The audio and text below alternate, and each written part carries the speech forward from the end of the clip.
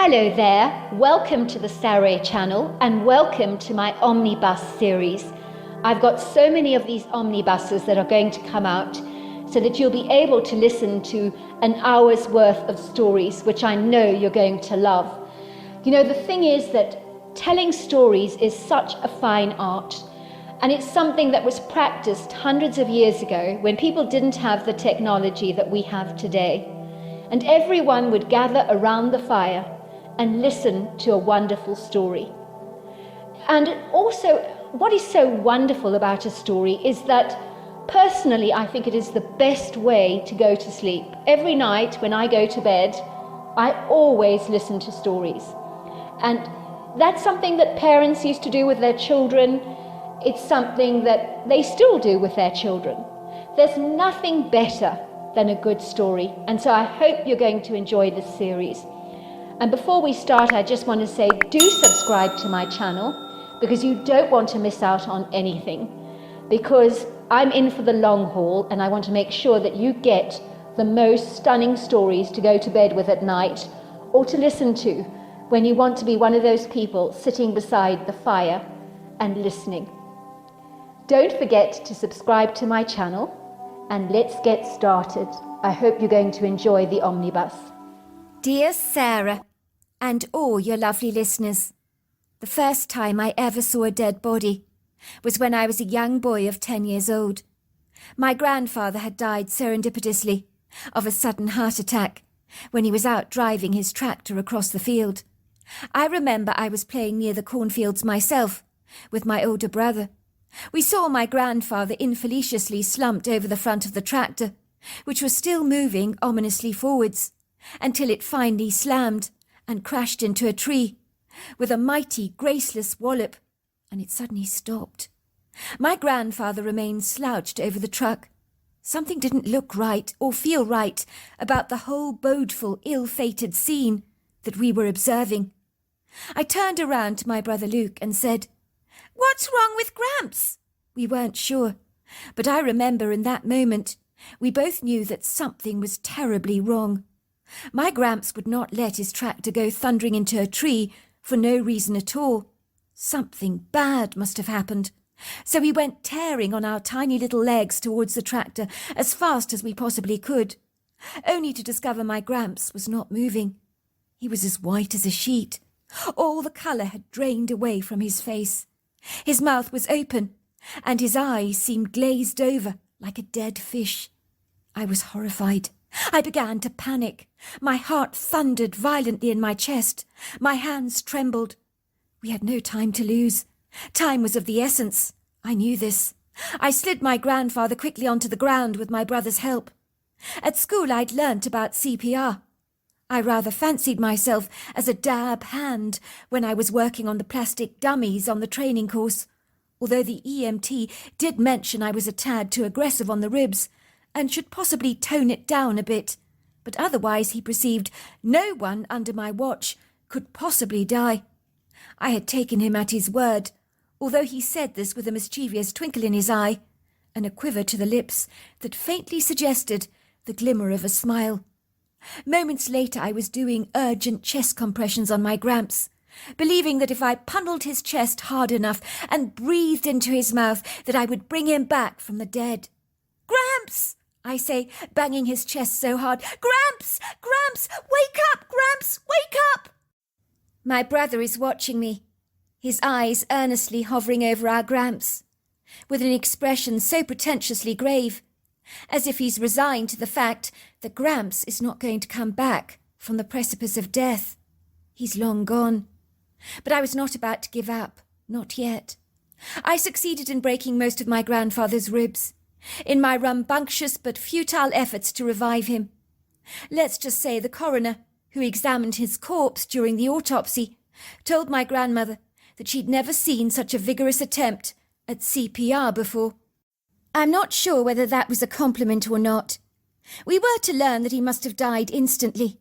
So fast, in fact, he wouldn't have experienced any pain, which brought us a brief measure of comfort, but not much. My Gramps was finally gone. He was never coming back. I loved my Gramps. He was the only father I'd ever known. Without a doubt, a bright shining light had gone off in our lives. My brother and I stare at each other, tears pouring down our faces. I could taste the salt on my tongue and feel my guts squirming, becoming strangled by my own discomposure. We knew it was too late. Gramps was dead. We ran back to the farmhouse to offload the dreadful news to my grandmother, a heavy burden we would rather not have been carrying.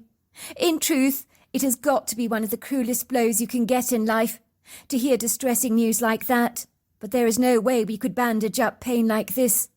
My grandmother was in the kitchen. She was icing a large carrot cake with vanilla cream cheese frosting and beaming brightly at us. Typical! It's so like you. Whenever something's ready to eat, you kids suddenly show up as if by magic. Your timing is impeccable. I found I couldn't say anything to my grandmother. Well, not at that moment, nor could my brother. It was like we were completely lost for words. My throat became dry and scratchy. Nothing came out. Now go and call your Gramps, will you, from the field? Tell him it's tea time, will you? She said, giving me a gentle squeeze. Finally I managed to say, Gramps isn't coming back, Granny. He's dead.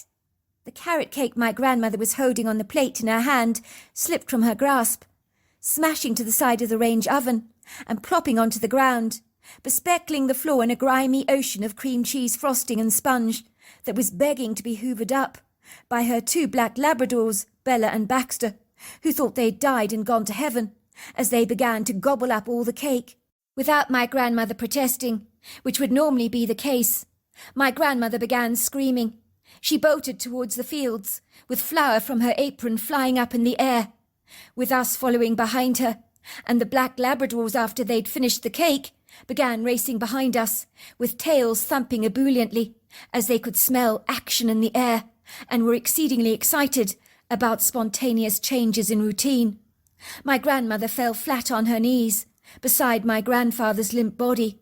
She began sobbing so loudly, rocking my Gramps in her arms backwards and forwards. Oh no! Oh no! Oh no! I thought we agreed I was to go first, you silly, silly man. The dogs were pawing my Gramps, whining and licking his face, although they avoided his long wispy white beard. Then two of our black labs began to bark at a tree, and I swear I could see a black human-like face, 8 feet off the ground, staring at us through sparkling, deep-set brown eyes. It had a pyramid-shaped head, and it was looking at us for quite some while. The first thought that comes into my head is, oh my God, it's a Bigfoot. Our dogs are barking excitedly at this thing, whatever it is, and then it's gone, just like that. It was easy to think I imagined it, but the dogs had clearly seen something, for they are not inclined to just bark at nothing for no reason. But whatever it was that had been there moments before had all but vanished. Normally such a brief encounter of an anomalous creature spoken about by so many would have stirred up an excited frenzy within me. My brother, whom I realized had not seen what I had seen, but the unheralded dreadful events that day suppressed the strange encounter from my thoughts, for it had been so vague, so obscure, so fleeting, so swift, like a chance dandelion seed blowing up in the wind that could so easily escape your thoughts, and even your immediate attention. I remember the day after my Gramps had died. The very next morning my grandmother found a huge dead turkey on our doorstep, and a basket filled with wild berries. Never in a month of Sundays did I believe such gifts might have come from a Bigfoot offering up his condolences to us. But now I'm absolutely certain that this is indeed the case, as no one ever owned up to dropping us off such a thoughtful gift, and the basket that contained the berries was unlike anything I'd ever seen. It wasn't weaved like a normal basket, but looked handmade, green, very fresh. My gran was exceedingly delighted with the unexpected, generous gift that she believed must have come from one of my grandfather's hunting companions. But when she discovered that the turkey's neck had been strangled, she knew that this was incredibly strange. I mean, who can kill a turkey like that? A wild one, I mean. My Gramps would struggle to take down a wild turkey, usually a tom, sometimes a gobbler, at the very best of times. In truth, these wild turkeys are traditionally very savvy. Let's just say one slight unnatural swagger of a tree branch, a rustle, an unfortunate crack of twigs underneath feet, a brief whisper of a human smell, and those birds would be out of your way so fast they could move with lightning speed if the need arose. Ostensibly, the only way you could take them down is with a bullet from a 12-gauge shotgun or a .22 Magnum rifle. By all accounts, strangling a turkey never happened unless the bird was badly injured and couldn't get away easily. But there was no sign of a bullet hole in the turkey anywhere, or other injuries to speak of. Suffice to say, there were many times my Gramps had returned empty-handed from a turkey hunt, without a trophy to boast about. But then again, for my grandfather, a hunt was never just about attaining a prize. It was about the companionship with a fellow hunter, being close to nature, breathing in the fresh air, enjoying the prepossessing, arresting views of the Colorado mountains that favoured the skyline so generously, with their sculptural intrigue. And then, of course, my Gramps always enjoyed the sunshine beating down warmly on his face. He loved it all. My grandmother was always making the most delicious turkey dishes you've ever tasted, and never once could you accuse her turkey of being dry. She swore it was the technique, how you cooked the meat, that made the difference. She used a combination of roasting, steaming, basting, tinfoil and bacon to achieve this moist, perfect result, and it worked every time. Believe me, wild turkeys taste amazing. It could be that the meat contains high amounts of tryptophan, which increases the happy chemical serotonin in the brain. My grandmother's house was filled with bouquets of flowers from well-wishers and people paying their commiserations over my grandfather's fortuitous death. Indeed, there were so many flowers on every table, mantel, sideboard and windowsill in my grandmother's farmhouse, so it looked exactly like a florist. It was terribly pretty. The irony of ironies is that my grandfather had been to the doctor only a week before he died for his checkup. By all accounts, he didn't have high blood pressure, cholesterol, nor was he overweight. The doctor teased him and said, "Bert Reynolds, I can safely say you're going to live for another 100 years. There's nothing wrong with your health. You're slim, you're fit, you're healthy, in excellent nick." My grandfather had chuckled and said, "Doc, you might be right about many things. I'll give you that. But you're wrong about this. I'm not sure I'm destined for an excessively long life." I don't know how premonitions or stuff like that work, but I will say this. Before my grandfather died, he claimed to have had a repetitive dream of his late mother, standing in a white dress, smiling happily, holding her arms out to him. It was so real, so lucid, that it gave my Gramps chills, but not in a negative way. He had told my grandmother that his mother looked beautiful, younger, radiant, far more so than he ever remembered. She was beckoning for him to follow her. My grandmother was very superstitious, and when she heard about my grandfather's dream, she didn't have a good feeling about it, and immediately organised a doctor's appointment for him to have his annual checkup. But it would seem the doctor found him in perfect health. It left me to conclude that maybe when it's our time to go, it really is our time, and there's not much we can do about it. On the day of the funeral, me and my brother were wearing our Sunday best.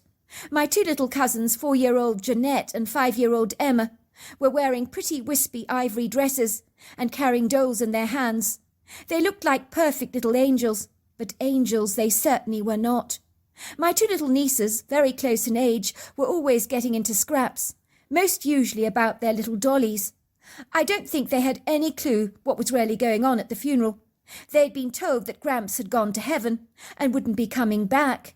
It appeared they were playing dollies in the middle of the church, and the steamy atmosphere between the two of them suggested another little tantrum was beginning to brew. "My dolly is prettier than yours. You're mean. My dolly is much prettier than your dolly is. Tell her, Mummy. Tell her that my dolly is prettier than hers." "Your dollies are both pretty, sweethearts. Now sit down, will you, in the pew and behave yourselves. Everybody's looking at you." Try as she might, my mother's sister, my aunt, kept telling them to keep the noise down. She was getting funny looks from the people in the pew behind, who clearly thought my aunt was not disciplining her children enough. But those two little rascals were very difficult to manage at the very best of times, and believe me, I know. There must have been about 100 people in attendance in the church that day, and this was a tiny, tiny church, so the pews were chock-a-block full, People were forced to stand in the corners. It was so cramped. It was packed to the nines. We were all shoved into the place tightly, like sardines in a tin. My mother and grandmother were wearing black dresses and hats. My grandmother looked like the quintessential grieving widow that you see in the movies. I remember they were both dabbing their tears in the front of the church, while the organ music was being played in the background. The church looked wonderful, with huge arrangements displayed in every corner, in pretty bright colours. Another request of my grandfather's. "Mind that there are no white lilies at my funeral when I die," he had instructed my grandmother. "When I kick the bucket, I want colour, and lots of it. I want you to dress me up in a loud tie, with very bright socks on my feet."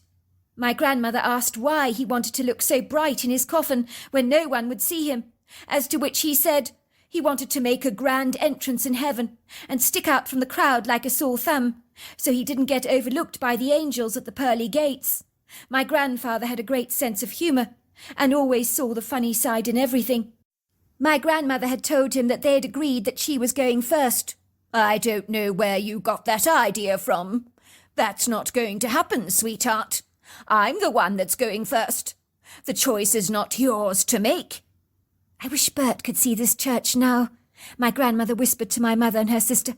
"I mean, he'd have been so delighted to see so many people turn up for his goodbye party, and how loved and appreciated he was in life. He made such an impact on people's lives." My grandmother never used to use the word funeral. If someone was deceased, they were having a goodbye party, and that was that. So as a young boy, I found that analogy quite confusing, as a goodbye party were for people who left the country, not the planet. "I'm not surprised," whispered my mother, who was sitting next to my grandmother in the pew, and giving her an encouraging squeeze. "Dad was so popular with everyone, wasn't he? He made everybody laugh. He was a natural comedian." My grandmother nods approvingly through her misty eyes. "He was that," she agreed. "The life and soul of the party he was." Needless to say, my grandmother had been studiously instructed by my grandfather that when he died, they couldn't play any miserable music in the church. It had to be happy and positive, and they were to have a big party afterwards to celebrate with balloons and party food. And no one was allowed to cry. And my grandmother was to wear cheerful, positive, bright colours. My grandmother accommodated my grandfather's wishes to a degree, but she believed wearing bright colours to a funeral was very unbecoming, very inappropriate, and was something she refused to do, even if it went against my grandfather's wishes. "I'm sorry, but I simply refuse to turn up to church, trussed up to the nines, looking like a bright peacock. What on earth would people think? That I'm celebrating my husband's demise, for goodness sake? Singing for joy because he's gone? No way, I'm not going to do that." As we're sitting patiently on our seats, waiting for the funeral procession, the priest and the hall-bearers to come down the aisle, carrying the coffin, my two little nieces have decided to have a fight over their dolls at this perfectly inopportune moment. My aunt is trying to calm them down. "Shh! Be quiet, girls! Be quiet!" Mummy, Beryl's taken my doll. She says she's going to hurt it because I've been horrible to her, but she's the one that started it. She's been horrible to me. At that precise moment, the priest, followed by the coffin with the hall-bearers, comes ambling down the long ribbon of carpet in the centre of the church, and a doll goes flying into the air, while one of my very distressed nieces goes running after it to retrieve it, her eyes blinded by tears. Mummy, she pulled my dolly's hair really hard. She pulled it hard. My nieces are blindly oblivious of the funeral progressing around them. They're so caught up in their own world. And my niece dashes into a hall-bearer. He crashes back into the men behind him, so they all lose their footing, and one side of the coffin has no support, so the coffin flips over on its side. The flowers on the coffin go flying up in the air, scattering everywhere, like a confetti bomb, with my grandfather's corpse discharging from the coffin, and all you can see is his red socks as two shoes fall off his feet and go flying up in the church. People scream as my grandfather's deceased corpse flops onto the floor. People stare on in abject horror, as if they can't quite fathom what has just actually happened. Some people are so bemused that it's like they open and close their mouths like stunned goldfish, but nothing comes out. It's like something you'd expect to happen in a movie, but not in real life. The hall-bearers compose themselves and very quickly replace my grandfather into the coffin, and the funeral service goes on as before, as if nothing had happened. Years later we would laugh at the event, and my grandmother would say, "Your Gramps liked to leave with a grand exit, and he certainly did that day. Let's not kid. That was a funeral people would never forget in a hurry. When your grandfather was discharged from his coffin, some people just gawked, others screamed, but your two little nieces continued to play with their dolls, as if no one else in the world existed in their make-believe world. They were oblivious to the catastrophic mayhem they had inadvertently caused. That poor priest! I've never seen a man so shaken up before in my life. He was dabbing his forehead with a handkerchief and looked visibly quite shaken." "Maybe Gramps wanted everyone to see how good he looked," I had chided. "I mean, he did look rather dapper that day, don't you remember? In his bright tie and red socks." "You know what, Stephen? You make a good point," my grandmother had said. "You might just be right there. I bet your Gramps is up in heaven. Well, he was on that day, killing himself laughing. He always saw the funny side in everything. Quite a character, your Gramps was." Growing up as a young boy, me and my older brother and mother lived with my parents in their white symmetrical farmhouse, with its grey slate roof and extensive outbuildings, all remarkably similar in appearance to the main house, which always looked attractive, set up against the viridescent splendour of the Colorado countryside, with its spectacular mountain views, cobalt blue sky, and rich alpine scenery that more often than not quite literally took your breath away. Me and my brother knew we were exceedingly privileged to live in such a tranquil, serene part of the world, where our eyes were treated to such a cocktail of beauty every single day. When I was 5 years old, my father was tragically killed on the back of his Harley-Davidson when a speeding truck threw him off the road like a toy car. It was discovered the truck driver had been well over the legal limit of alcohol. The driver ended up with a DUI and a 15-year prison sentence. We had moved in with our grandparents, and my Gramps had become a father to us. The farmhouse where we lived was the initial home that my grandfather had grown up in as a young boy. It had belonged to his father's father's father. Over the years the farmhouse had been refurbished, and the interiors had been made to accommodate open-plan living at its finest, with rooms seamlessly folding into each other, large entrances, high ceilings, open fireplaces, floor-to-ceiling windows that overlooked transfixing views of the Colorado countryside. Where we lived close to the town of Ouray, located in the San Juan Mountains of southwest Colorado, and our part of the world with its stunning alpine scenery is often known as the Switzerland of America. It was after my grandfather's unheralded death that my grandmother was scrambling around in the attic. She was coughing and spluttering, looking for some of my grandfather's things. She found old photographs of him, of when he was a young boy, which she was planning to put in an album, a memorial of his life, so to speak. "Look what I've got here," she says, handing me a dusty box of some of my grandfather's things from when he was a young boy. It contained drawings of my grandfather, ones that he did when he was very little. A vintage collection of toys that were still pristinely wrapped up in their boxes and looked as new as the day that they were first bought, and would probably fetch a tidy sum to a collector. There were dozens of comic books, old Christmas decorations, and among the possessions a leather-bound book that my grandfather had written as a young man, called the Book of Important Memories. One or two of the mentions in this book were recorded when he was 18 years old, which made us privy to a secret that he would have taken with him to the grave. It contained drawings that my grandfather had done when he was a little boy, a vintage collection of some toys that were still pristinely wrapped up in their boxes and looked as new as the day that they had been purchased, and would probably fetch a tidy sum with a collector. There were dozens of comic books, photographs, old Christmas decorations and toys, and among the possessions a leather-bound book that my grandfather had written as a young man, called the Book of Important Memories. One or two of the mentions in this book were recorded when he was only 18 years old, which made us privy to a secret that he could have taken to the grave with him. This is what he recorded in that book that really got my attention, and made me think of the strange face peering out at us at the tree after my grandfather had died, and then the gift we received the following day of the turkey and the berries. It did leave me wondering whether the hairy man, known as Bigfoot, had been clandestinely watching the comings and goings of our family over the years, and formed an unlikely attachment towards us, like we might to a movie star on a television, who will never get to know us, but we personally feel like we know them.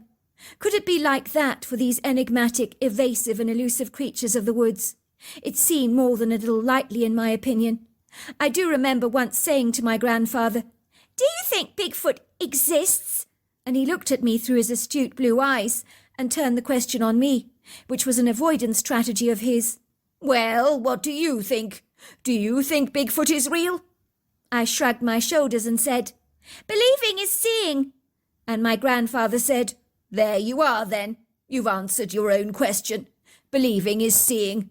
When you see him, you'll believe in him." My grandfather's written account. I do not know what happened that fateful day, but I got about as close to death as you could ever get. I suppose I'd always believed I was invincible, but I'm beginning to realise that that is not the case. I'm recording this event so that it never ever fades from my mind, as there are some things I don't want to forget, and this is certainly one of them. The memories I have of my early childhood are so hazy, which is why I have taken the initiative to write down this story. Who's to say that my memory will not be very vague in 10 years' time, which might mean I forget all about this. And I want to remember every part of it, every last detail, so I can relive this experience again and again.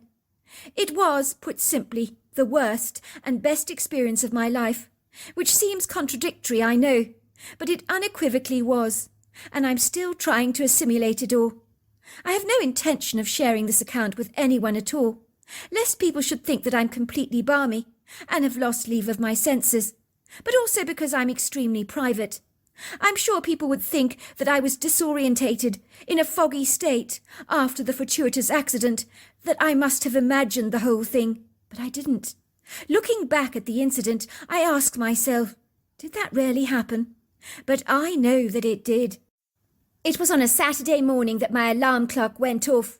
I immediately jumped out of bed like a jumping jack. I was so excited. I always thoroughly enjoyed hunting wild turkey with my father, and today was no exception to that rule. It was quite a chilly morning, but I knew before long the sun would be out. I padded over to my parents' bedroom, tapping my father gently on the shoulders. He jumped up with a start, his face edged with panic, until he realised it was me. Then he calmed down, and his face visibly began to relax. "What's up, son?" he said to me, peering at me through half-shut eyes. "Dad, you've forgotten. We're going hunting, turkey hunting this morning. Remember, you promised." My father groaned, glancing at his bedside clock, which registered 5 in the morning. "Sorry, son. I'm just not up to it at this ungodly hour in the morning. I've been physically exhausted from working the fields. Can't the turkeys wait?" "I tell you what, how about we do an afternoon hunt, a late afternoon hunt?" Of course, I knew the late afternoon hunt would never materialise, as by then my father was never up to hunting. He was way too exhausted from working the fields and all that manual hard labour. "Dad, please, I beg. Once you're up and you've wiped the cobwebs from your eyes, you'll be so glad you came along." "Sorry, son," says my father, rolling over on his side and going back to sleep, as if I was all but a mere brief intrusion in his dream, or a mosquito that he had to swat. Moments later I'm greeted to my father's snores, as he simply faded into the oblivion of his dreams. My mother looks up at me from her bed covers with bleary eyes congealed with sleep. "Sweetheart, go back to bed, will you? This is no time to be up. It's so chilly out there." I was feeling extremely annoyed, very aggrieved.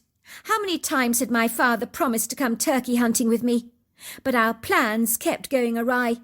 Last night over dinner he had faithfully promised me he'd not let me down this time, but he'd done it yet again. Why was I even remotely surprised? I should have guessed this would happen. I knew my dad would not be enamoured with me going hunting turkey all on my own. He had sagaciously warned me against it. Tough titty, I thought. Son, you're not ready to hunt on your own. You're still quite cack-handed with the rifle, and your bullets always miss the target. Your hunting skills need a lot of refining and polishing, but with plenty of practice, we'll make a fine hunter out of you yet." It was all well and good making erroneous promises that would never come to fruition. I wanted to expediently improve on my hunting skills. I needed practice, and lots of it. You heard of people being self-taught, didn't you? When it came to painting, cooking, even sports. Why should it be any different with hunting? The more I practiced, the better I'd invariably become. And if my father didn't teach me, then I'd teach myself. If my father was refusing to take me hunting, then I'd go on my own. And just imagine if I returned home with a massive tom. I'd love to see the expression on my father's face. He'd be so impressed, and he'd have to rethink the notion that I'm so cack-handed with a rifle. I'd enjoy seeing him eat his words. I didn't like being called cack-handed. I admit that there is room for improvement with my hunting skills, but who's to say I can't get a hole-in-one with my first shot? Anyone who knows anything about turkey hunting knows it takes a great deal of skill to take down one of those highly alert birds that don't suffer fools gladly.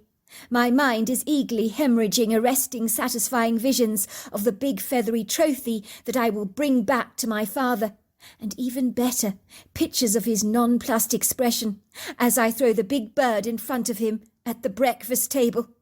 I am galvanized to get going. I quickly prepare myself some hot coffee in a flask, along with some ham sandwiches on brown bread that I can eat under the cover of darkness before the sun begins to rise.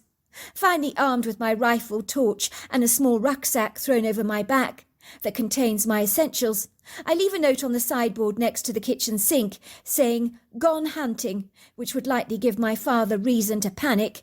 I smiled at the rather satisfying thought. Serves him right. I didn't give a toss. That's what you get for fobbing your son off every chance you get. It was payback for being so quick to abandon his promises that he'd made to me over and over again tirelessly. It is still dark outside, with a gentle moonlight filtering through the sky, casting soft shadows across the grass that is dappled with a silvery dew. There is a cool breeze blowing, and a biting chill in the air. It's early spring. The weather is still hanging on to the residues of the less than agreeable, capricious, blistering winter months we have recently endured, which was a turn-up for the books, I have to say. The coldest winter we've had in a long time. Normally our winters in Colorado are mild, with snow not staying on the ground for very long, but this was one of those winters that welcomed many cold days that numbed our fingers and toes exceptionally. Maybe this is another reason why I want to break free from this insufferable claustrophobic hibernation, like a ravenous bear emerging from its nest after a long cold sabbatical, searching for food. I was hungry for a venturesome adventure myself, even if it was one of my own making and creation. I walk cautiously over the undulating grass of my parents' lawn that does not know the meaning of the word flat. Finally I reach the rather rugged contours that haphazardly outline and fringe the woodgrove that at this time of the morning transforms the tall vertical imposing silhouettes of the trees into voluptuous but menacing cardboard cutouts. I've been into the woods with my father at this time of the morning on a plethora of occasions, but I will concede that the woods seemed far more oppressively daunting, almost bodeful, when everything is veiled in a dark, tenebrous blanket that cloaks the vegetation in a blurry haze, so you can't see your way clearly in this forsaken black wilderness where everything retracts into the shadows and is swallowed up by the darkness. I'm ever grateful for my torch. It highlights my way magnanimously, ironing away some of the cloak and dagger reticence that the forest engenders. It helps that I know exactly where I'm going. I know where the turkeys nest at night. I'm well acquainted and familiar with their roosting arrangements and all their comings and goings. I may lack an agile dexterity when it comes to using a rifle, but I know the habits of the indigenous wildlife here, as well as I know the back of my own hand and the look of my own face in the bathroom mirror. I'm careful not to make a noise, so moving briskly through the trees is out of the question for me, as the rugged, rather steep pathway is bespeckled with leaf litter and branches and some of the crunching noises beneath the soles of my boots could easily alert some of those roosting turkeys to my clandestine presence. Before long, I find my way to a neat, comfortable clearing under a large oak tree, and I slouch very happily against its trunk, sighing inwardly with relief. I've made it. I've actually made it. I feel reasonably chuffed with myself, secretly satisfied that my stealthful approach to my hiding spot was rather successful, and that I managed to keep my presence very discreet. I retrieve my flask from my knapsack and pour myself a cup of hot coffee, which trickles down my throat with a warming appreciation. I feel so much better. The caffeine kicks into my system and I feel much more alert.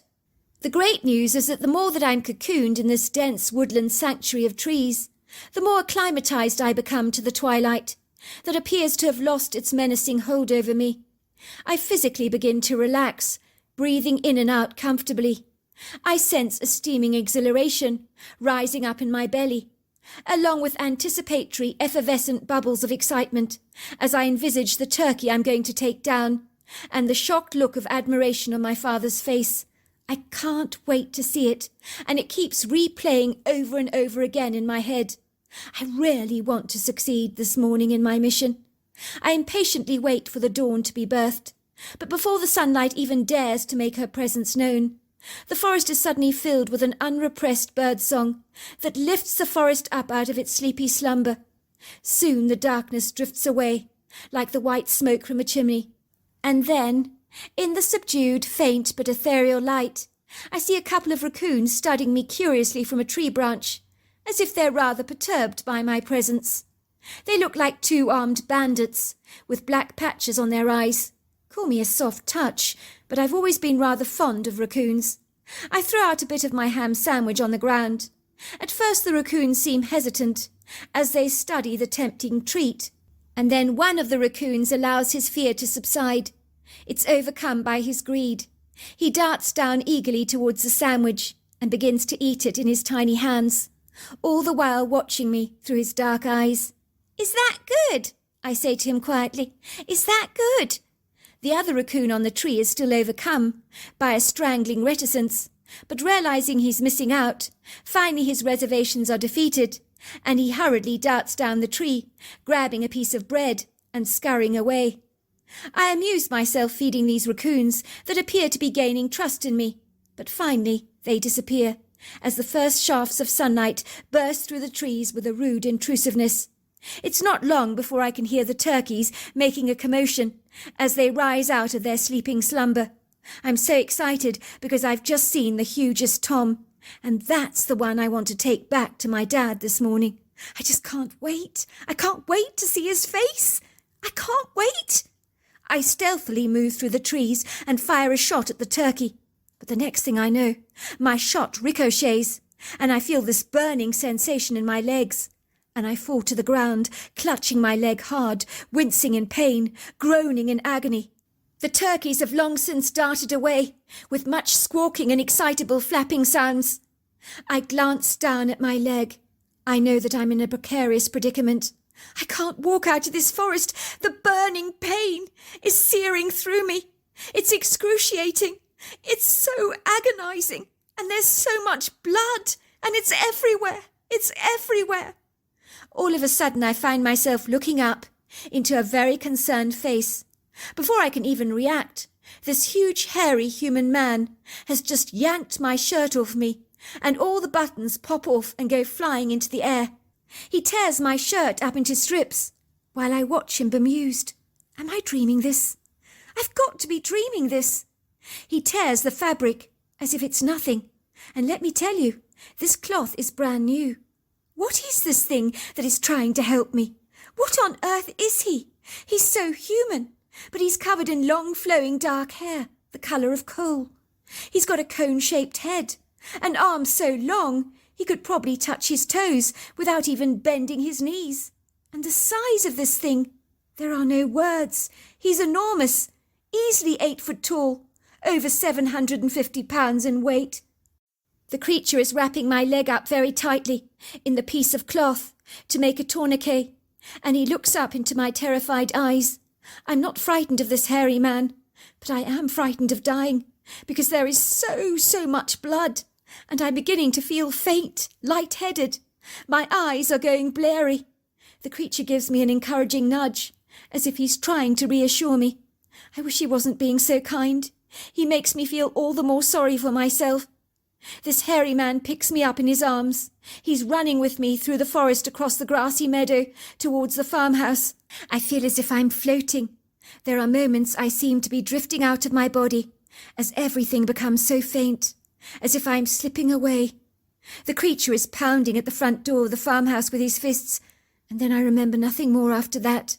I think I must have blacked out. I wake up to find myself in my bedroom, the doctor smiling down at me. I know him well. He always pops around to our house. You're a very lucky man. Your gunshot missed the main artery by a hair's breadth, but it was touch and go for a moment. But that tourniquet you did, it pretty much saved your life. Well done for knowing what to do in an emergency. You'll be pleased to know we got the bullet out, and you didn't even flinch. You were out for the count. We've stitched you up very nicely. What happened? How did you get shot? My father's standing in the doorway watching me, with an aggrieved expression on his face. He's wiping his brow with his hand, but he's saying nothing. I think he's quite rattled, while my mother is seated at the end of the bed, holding my hand reassuringly. I can see she's been crying, so she's obviously very upset over this incident. I sense she was scared she was going to lose me. I stumble. I think my bullet ricocheted. I'm not sure why. I thought I did everything right. Son, pipes my father, I told you you're not ready to hunt unsupervised. You're very heavy-handed with the rifle. Don't you go blaming our son for this, says my mother, getting really heated. What did you expect, Murray? Our son was so disappointed. You are entirely responsible. You've promised to take our son turkey hunting over and over again, but you failed him every time, so he decided to go out on his own. What did you expect would happen? We could have lost our son this morning because you were too damn lazy to get out of bed. You knew how he was looking forward to that hunt. But no, your sleep was far too important for you. My father frowns. Your mother's right, son. I failed you big time. I must apologise for that. None of this mess would have ever occurred if I'd kept my promise to you. No wonder you went out and hunted on your own, and you know that was a very silly thing for you to do. But I promise you, when you're better, we'll go hunting together, and I won't rest until I've made a fine hunter out of you yet. It's been 2 weeks since the incident, and I'm recovering nicely, but I've seen no sign of the mysterious hairy man that saved my life. But I've told no one of my experience. My parents believe I made the tourniquet. They opened the door to find me on the doorstep, but the creature had been long gone. I do hope I see him again, but I'm not sure I ever will. I was stunned by my grandfather's Bigfoot encounter, that he never ever shared with any of our family members. But I do know that my Gramps was a brilliant hunter. He did tell me once that he'd shot himself in the leg when a bullet ricocheted, but not once did he let me in on the whole story. Perhaps he didn't want to share the secret with anyone. I'm now of the firm opinion that there is a Bigfoot in our woodgrove that watches out for us and will only show up when we're in a big spot of bother, like my Gramps was on that inauspicious day. So there you are. That's my story. Dear Sarah, and all your lovely listeners, he was there as usual, in exactly the same spot, sitting on his wheelchair, where I always saw him, staring out over the front yard, through the floor-to-ceiling windows from his bedroom, with a fully armed rifle at his side on the floor. He was wearing his red and black tartan dressing gown, along with his velvety blue pyjamas, with his rather sad-looking feet tucked away in a warm pair of sheepskin slippers. Nothing about his appearance ever wavered or changed. As usual, his white hair, once black, was standing up above his head, like a mad professor who looked like he'd had a static electric shock. Let's just say that his hair looked like it had never seen a hairbrush. This was my Gramps, the most disagreeable, cantankerous man you ever had the privilege to meet. "Dennis, sweetheart," said my grandmother, entering the room, "we have a visitor today. Master George is staying with us for a few days, as your son and his wife have gone on holiday to Hawaii. Are you going to say hello to your grandson?" My capricious grandfather looked at me, his face wearing his usual uncongenial scowl, his white albino caterpillar eyebrows scrunching together furiously as he beheld me through his faded pale blue eyes, that although reticent in their colour, were not retiring in their piercing and invasive ability to stare right through you contemptuously. I wobble nervously, my knees almost crumbling beneath me, ever grateful that my grandmother is holding my hand reassuringly. I'm never comfortable in my grandfather's presence. It's like my whole body sags and folds beneath me under his debilitating stare. For years I would wonder how he could have such a disabling effect on me for so many years of my young life, and that horrible penetrating look would make me feel incredibly nervous. Grandfather felt resentfully embittered of anyone that was actively mobile and could get around freely, as those days of free physical expression and movement for him had been inexpediently stolen from his life, and he blamed everything and everyone for his circumstances, when in truth he was completely responsible for his fortuitous condition. But taking accountability for anything was not one of my grandfather's stronger points. "What's wrong with our bloody son?" he complains belligerently. "Why can't he look after his son himself? Typical of him, always saddling our grandson off on us at the first opportunity he gets, so he can saunter on the beach in Hawaii with his wife. Lazy sod." Now, sweetheart, that's no way to talk about your son, or your grandson for that matter. You're being incredibly ungracious. We're very happy to have you staying here with us, George. Don't mind your grandfather's cutting words. He doesn't mean a word of it, really. He's a grumpy old man. That's all. Don't take any notice of him. "Don't I mean what I say?" spouts my grandfather, staring at me rudely through glaring eyes that never leave me for a single moment. "I think you'll find I do mean exactly what I say. Every word of it," he says, swivelling his head around to his regular position of watching the yard, while he looks through his binoculars like an assiduous centurion on guard duty manning the fort from an unwanted, unwelcome and uninvited intruder. My grandparents' farmhouse is tucked away from the road, opposite a very rural but long driveway of white sand that has never been paved or asphalted.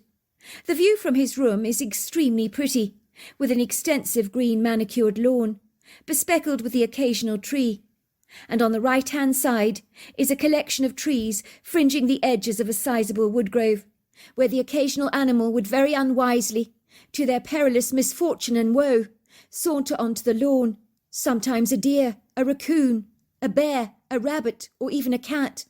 But heaven help those animals, as my grandfather would roll his wheelchair on the patio and start taking pop shots at anything that came into view, as nothing could escape the wrath of my grandfather, who was like Mount Vesuvius in Italy, suppressing beneath the benign exterior of his sultry facade a boiling anger which was brewing and stewing inside him, waiting to explode.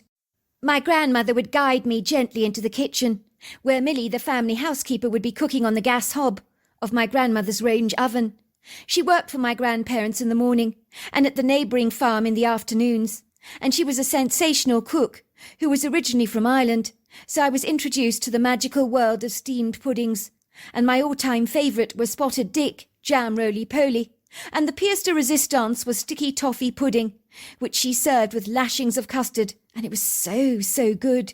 Even my grandfather had warmed to the woman, so maybe there is truth in the saying that the way to a man's heart is through his stomach, even if the heart is rigidly cold, and as fractured as my grandfather's was. I still dream about that pudding all these years later, and although my wife has tried to appease me with her meagre attempts, she's never made sticky toffee pudding like Millie did back in the good old days, when I was a 10-year-old boy. Millie wipes her floury hands on her apron and covers her ample figure. "Oh, Master George, it's so good to see you. Would you like some tea?" I'd always say yes, as tea with Millie was so good. It would mean scones with jam and cream, or a large slice of her decadent apple pie, and my grandmother would join me, sitting opposite me, pouring the tea from her kettle into 2 china porcelain teacups and handing one to me. I'd never been a tea drinker, but tea and apple pie were so good. Why is Gramps so grumpy all the time? I'd asked my grandmother. Why is he so horrible? My grandmother had grabbed my little hand in her larger warm one to give it an encouraging squeeze. Don't take it badly, George. Your grandfather's a very moody man. He's cantankerous, I know, but it's easy to get cranky when you're in a wheelchair, so we must cut him some slack, I think. There was a time when your Gramps was quite the charmer, but all that died when he ended up in a wheelchair. He changed after that. It was like all his negative traits surfaced and the good ones were suppressed. Whoever said struggle makes you a better person must have been smoking crack or something. Why is he crippled, Granny? Why can he only walk when he's wearing crutches and he sits in the chair all the time? Your Gramps was mauled by a lion in Kenya, dear. You see, when I met your grandfather and we got married, he was a passionate hunter. He grew tired of hunting mule deer and elk. No, he wanted much bigger quarry than that. So he boasted to all his friends that he was going to Africa to take down a male lion. Of course, he meant every word of it. Your grandfather had a huge ego on him. I think he fancied showing off his hunting prowess in Africa to everyone. So he insisted on going to Kenya. I wasn't happy about it at all, but I went there with him, for the adventure, of course, and to have a marvellous time, but certainly not for taking down a lion. I didn't approve of that at all. Your grandfather behaved like a complete lunatic, I'm sorry to have to tell you, but there are no words to describe his behaviour better. I was actually exceedingly embarrassed and very disappointed in his antics, and I had to apologise profusely to the Masai Mara tribe. Apparently he went dashing after the male lion to get a closer shot, against the advice of the Masai warriors who had accompanied him on the hunt and were giving him sound advice on killing a lion. But your grandfather, no, he wouldn't listen. Your grandfather knew better, as he always does. He wanted to get close up and personal with the lion before he took it down. He's always had that stubborn, obstinate streak to him throughout his life. He hasn't changed, has he? Killing a lion is not like killing an elk. You know, the lion head is hanging on our bedroom wall right now. That was the lion that mauled your grandfather, that was killed by the Masai warriors. It's the first thing I see when I get up in the morning, and it gives me quite a start at times, I hasten to say. It's rather intimidating in the middle of the night to see that lion's face staring back at you in the dark shadows. Your grandfather did not return home from Kenya unscathed. He spent weeks recuperating in hospital, and when he learnt he was crippled for life, he was never the same again after that. So now he's taken to shooting at domestic cats, rabbits and deer, literally anything that tickles his fancy. And believe me, I try to stop him, but I can't do a bloody thing to subjugate his desire to hunt from the patio of our bedroom. Not only is this outlandish practice of his ludicrously ridiculous, but it's completely insane. Your granny's right, says Millie, popping a delicious warm plate of apple pie and ice cream in front of me. Your Gramps is like a bear with a sore head that wants to get even with the world for rendering him cripple. My daddy doesn't know why you don't leave him, Granny. I heard him say you should get a divorce. Why don't you get a divorce? It's easier said than done, says my grandmother. I remember myself that I did love him once, you know, and that tends to motivate me to care for him, but it's not easy at times. I've been tempted to march out of the house hundreds of times over and head directly for the divorce courts at the first opportunity, but I made a vow before God, and I take my vows very seriously. When I married your Gramps, it was for better, for worse, in sickness and in health, and I intend to keep my promises. Besides, despite everything, he desperately needs me. He can't manage on his own. He can't possibly look after himself. And let's just say his greatest athletic prowess is managing to hobble over to his crutches, to get onto his ATV, and explore the woodgrove, always with his damned rifle at his disposal, ready to take a pop shot at anything that literally moves. Sometimes I think your Gramps has never ever grown up. I felt very sorry for my grandmother. She didn't have the kind of bedroom that was normal in any way, like most women would appreciate, with beautiful quilts, sumptuous curtains, pretty paintings on the wall, and so forth. The bedroom was like a museum, with my opinionated grandfather's indelible dogmatic influences dominating everything, which proved exactly what I believed, that from my Gramps' wheelchair he ruled the house with a dictatorial, autocratic iron rod. On the wall was a zebra head, a lion head, an elk head, and a black bear head. On either side of the mantel above the fireplace that overlooked the bed. I'm quite sure my grandmother must have been rather unnerved, having those eyes staring at her all the time. It must have been more than a little unsettling. Well, it would have been for me. If that wasn't bad enough, on every wall were framed pictures of hunters, standing over their blood-covered trophy kills, and on one side of the room was a rifle cabinet, containing all kinds of collectible hunting rifles. It was a rarely fancy collection, possibly worth an absolute fortune. It was like a man's den, not actually a bedroom that a husband and wife should share together. But let's just say, the vacillating intimacy in my grandparents' relationship long since burnt out, and the bedroom possessed only 2 single beds, as my grandparents no longer shared a bed together. I mean, who would personally want to climb into bed with a contemptuous grizzly bear like my grandfather? At the far end of the room opposite the fireplace was a lovely living room area, with a coffee table covered with books on hunting and lots of picture books on lions, along with a couple of comfortable upholstered chairs. So let's just say my obsequious grandmother's personality had been crushed to one side to make a way for the bulldozer of my overbearing grandfather, whose presence commanded the house so arbitrarily in every regard, announcing all too clearly who ruled the roost. One day as I was in the kitchen helping Millie out by baking chocolate chip cookies with her, or more to the point, she was giving me an instructive cookery lesson, we heard the ominous ear-piercing sound of my grandfather's rifle going off 6 times. Pop, pop, pop, pop, pop. Millie audibly groaned. "That bloody man! What's he up to now?"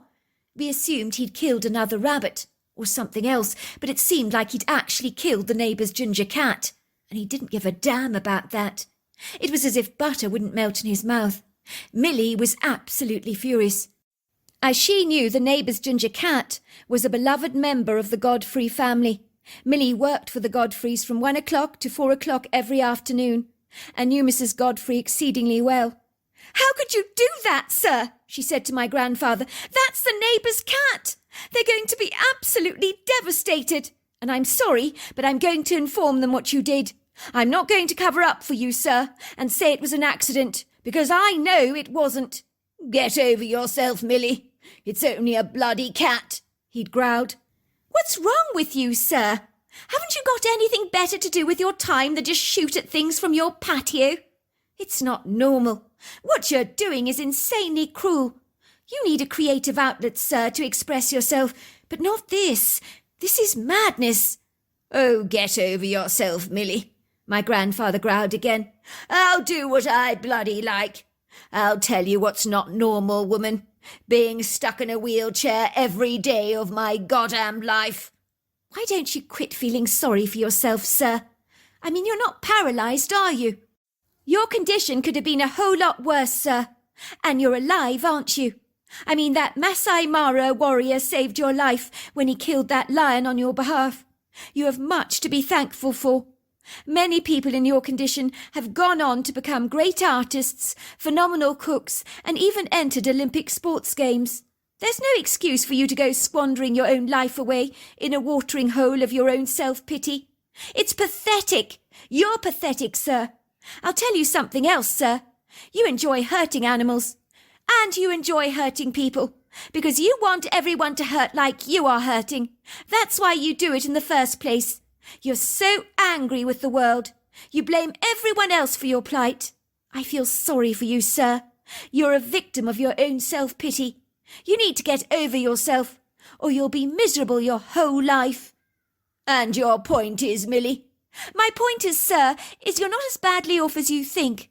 There's always someone far worse off than you are. It would do you well to remember that. I saw a programme once, sir, of a man who doesn't even have any legs. He walks on his hands to get around. He was born like that. And you know what the difference is between you and him, sir? He actually wears a smile on his face. Yes, he does, and he gets on with his life. But no, you are a miserable, cantankerous bully. That's what you are. No one likes you, and you've only got yourself to blame for that. You're lucky to have such a long-suffering wife. If you were my husband, I'd have dumped you a long time ago. Well, it's a jolly good thing that I'm not your husband, isn't it then, Milly? If I married you, it would be only for your sticky toffee pudding. Nothing else, I can promise you of that. When Milly returned to the kitchen, she was shaking with indignation. She was clearly rattled by my Gramps' obnoxious behaviour. With hands covered with flour, she speedily uses an ice cream scoop, ladles out cookie mixture onto the baking trays, and presses the cookies down furiously with her fingers, throwing them into the oven with a mighty bang, so that even the oven vibrates. Your grandfather, she growls. Sometimes I wish I could murder him myself. Oh, I'm so sorry, Master George. Forgive me for saying that. I don't mean to be offensive, she says, cupping a hand over her mouth apologetically. I really didn't mean to upset you. I'm sure there is good in your grandfather, somewhere. But right now, I just don't see it. I could cheerfully wring his neck, but I assure you, I don't mean that literally. I don't think my Gramps is a good man, I say. He's horrible. I wish he would stop hurting little animals. He's a bully. I feel so upset that he hurt the poor little ginger cat. Moments later, I hear my grandfather chuckling, followed by a woman's frantic screams, and then someone pounding at the front door so loudly that it was amazing it didn't come crashing down. Milly opened it to the next-door neighbour, whom she had contacted to tell them about their ginger cat. "Where is he?" says Mrs. Godfrey, storming past us like a trampeding elephant in musk that has an axe to grind. The poor woman's eyes are red from tears, her body trembling with an indignant rage that is so profound it dwarfs my own grandfather's capricious belligerence. The woman just storms into my grandfather's room and actually pushes him out of his wheelchair, so that he lands on the floor in a crumpled heap. I was so impressed, as she had done something we had longed to do, but never had the courage to actually do it. My grandfather is looking at us from the floor with an expression of unadulterated horror on his face, as if he cannot quite believe what has just happened, and that someone actually dared to have the nerve to push him out of his chair. Milly comes to the rescue, helping my grandfather up, back into his chair, but she told him unequivocally that he deserved it. "You deserve that, sir. I'm glad she pushed you over." "Who the hell do you think you are, killing my cat with your rifle? You're a bastard," Mrs. Godfrey is shouting. "I hope someone turns the rifle on you one day. Or better still, why don't you do yourself a favour and turn your bullets on yourself? You've no idea what you've done. My cat was everything to our family and to my children, but you wouldn't understand that, would you? People like you never do they? You just have killing in your DNA. All you ever think about is shooting the whole time. Look at this bedroom of yours, a celebration of killing animals. Do you have no compassion whatsoever? I mean, who has a bedroom like this with a lion's head staring at you from above the mantel? You're sick in the head, you know that. That's exactly what you are. Your poor wife, she's such a lovely woman. I don't know how she puts up being married to the likes of you. I'd throw you out if you were my husband." "It's only a bloody cat, woman," my grandfather had chided, but I could see a wicked, malicious grin on his face. He was actually happy to have caused the family next door such a grievous distress, and I knew in that moment that my grandfather was not only insane, but wickedly evil, and I secretly wished that someone would take a pop shot at him and see how he liked it, see what it felt like to be a victim of his wrath. Suffice to say, a couple of days later, my grandfather received a beautifully wrapped-up box in the post, and when he opened it up, he discovered it contained a couple of dead rats, and the note read, "A rat knows his own kind." I knew it was from the next-door neighbours, and I thought, good for you. One day when I was staying at my grandparents' house, I saw my grandfather firing his rifle after the lady delivering plants from the local nursery to my grandmother. She was screaming, managed to dive into her van, her face wrought with terror. I'm ashamed to say my grandfather was roaring with laughter, he found it so funny. My grandmother was absolutely appalled, while my grandfather continued to chuckle. Did you see how her bum wobbled as she ran away? I mean, as if I would really shoot her. What a silly woman. I may be many things, but I'm not a monster. My grandmother had grabbed my grandfather by the scruff of the collar. If you ever do that again, I will kill you personally myself, and I'm not joking either, because I'm this close, do you hear me, to losing it with you. Suffice to say, shortly after that unfortunate incident, a police officer paid us a visit, and my grandfather's silvery tongue worked its miraculous wonders on this unassuming man. It was my first glimpse of my grandfather hemorrhaging charm. It was oozing out of him like honey from a honeycomb, and when my grandfather turned the charm on, for a moment even I was fooled. Well, almost. There's been a complaint, sir, which is giving us a grievous concern, says the police officer, sitting on the upholstered chair. He regards my grandfather through his earnest eyes. The woman from the nursery delivering plants to your house claimed you were shooting at her from your patio. She reckons you could have killed her. Oh, officer, really? That woman has obviously lost leave of her senses. She was panicking for no reason at all. She's obviously hysterical. You know how women can sometimes overreact. They hear a gunshot, they think someone is being murdered, or worse still, that they're being attacked themselves personally, when nothing could be further from the truth. Oh, I could never do that to anyone. If you must know, I was shooting at one of those god-awful rats, and not her. What a silly, silly woman. Some of those rats around here are very big. I need to keep the venom under control, you know, before they get out of hand. I don't want to be calling pest control, do I, when I can handle the problem for myself? I just saw a rat at the very same moment the woman came along. So she thought I was shooting at her. I assure you, officer, I'd never take a pop shot at a woman. I'm a decent gentleman and a responsible hunter. The police officer is inquisitively glancing up at the lion head on my grandfather's wall, with an admiration creeping over his face that he's unable to disguise, as the male lion with his full black mane, yellow eyes, and powerful jawline full of impressive incisors is indeed a marvellous sight. I killed him myself, boasts my grandfather proudly, when I was in Kenya. Marvellous specimen, is he not? Very, very big cat. He was the largest of 3 brothers. I heard him telling the police officer. Of course he was talking a bunch of baloney. I know it was the Maasai warrior that killed the lion to save my grandfather's life. Not the other way round, but my grandfather thoroughly enjoyed playing the part of the hero. He conveniently misses all that out and spins an erroneous, spurious story of his heroism, while the officer is transfixed, staring at my grandfather with wide eyes. Sir, I really admire your courage. I don't think I could take down a lion.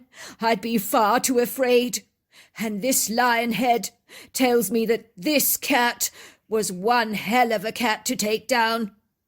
I'm thinking to myself, even as a 10-year-old boy, if only you knew the half of it, sir. My grandmother struggled to get over the inauspicious incident that continued to nag at her conscience incessantly, day after day. She was exceedingly frustrated about my grandfather's behaviour. She didn't like how he'd enjoyed scaring that woman. Get a grip, woman. I thought we discussed this already, but you keep bringing it up again and again, like dragging a dog back to its vomit. I keep telling you, I would never shoot at a human being. 1, I would never do such a wicked thing, and 2, I'm not a complete idiot, and 3, I was only having a bit of fun, but I was never intentionally going to hit her. I knew what I was doing. It was funny watching her scared out of her wits, that was all. Aren't I allowed to have a bit of a laugh from time to time? Shooting after someone for fun is not a laugh. What if things had gone horribly wrong? You need to stop your childish pranks. Millie says that karma will come back to bite you if you're not careful.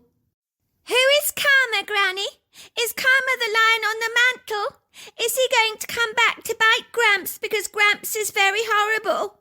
Karma's not an animal, George, and it's not a lion. It means if you do something bad, that the scales are tipped against you. And when they're tipped too far one way, you have to create balance and justice so the universe gets even with you by bringing something bad your way to even out the score so that the scale is balanced again. For goodness sake, sweetheart, says my grandfather, scolding, stop filling the kid's head with poppycock, will you? There's no such thing as karma, George. Don't listen to your grandmother. Let's just say that one day I was to learn that maybe there is such a thing as karma after all. It was early morning. I was staying at my grandmother's house for the week. My mother and father were often going away, as my mother wrote articles for magazines and was often visiting interesting parts of the globe, so she'd drop me off at my grandmother's place as a matter of routine. My father adored his mother, but his relationship with his dad was bristly and fractured at the best of times, and there was no love lost between the two of them, which was really sad. I often heard my dad telling my mother how much he loathed his father, as the moody, cantankerous man was like a tempestuous storm brewing over the horizon, threatening lightning strikes at any given moment. He described my grandfather's mood as vacillating and unpredictable, just like the stormy weather. Both my parents lived in a pretty Charleston neighbourhood, in a semi-detached home in a friendly area, where everyone was on friendly terms with each other, and where I had friends who lived locally, who I would play with after school, riding our bikes down the street. My grandparents' red-bricked farmhouse was in the countryside, near the Harper's Ferry National Park. Harper's Ferry is a town in Jefferson County, in the eastern panhandle of West Virginia, at the confluence of the Shenandoah and Potomac rivers, in the Blue Ridge Mountains, where West Virginia, Virginia, and Maryland converge. The area is viridescent in its natural verdant regalia, seen in the trees that confiscate the landscape so magnanimously. Then there are the mountains that pirouette into the sky with a graceful, slumbering, rather idle repose, their undulating contours often carpeted with thick rugs of leafy green foliage. These statuesque trees conglomerate together in imposing congenial groups, while the turquoise skies, the twinkling waterways are certainly something to behold, inviting much appreciation to visitors to the area. I would take a 9-hour drive from my parents to drop me off at my grandparents' home, which is why I stayed there for several days. I always loved going there, but I made a practice of saying a brief hello to my grandfather, while I spent most of the time in the backyard climbing trees or riding bikes. I avoided the front yard like the plague.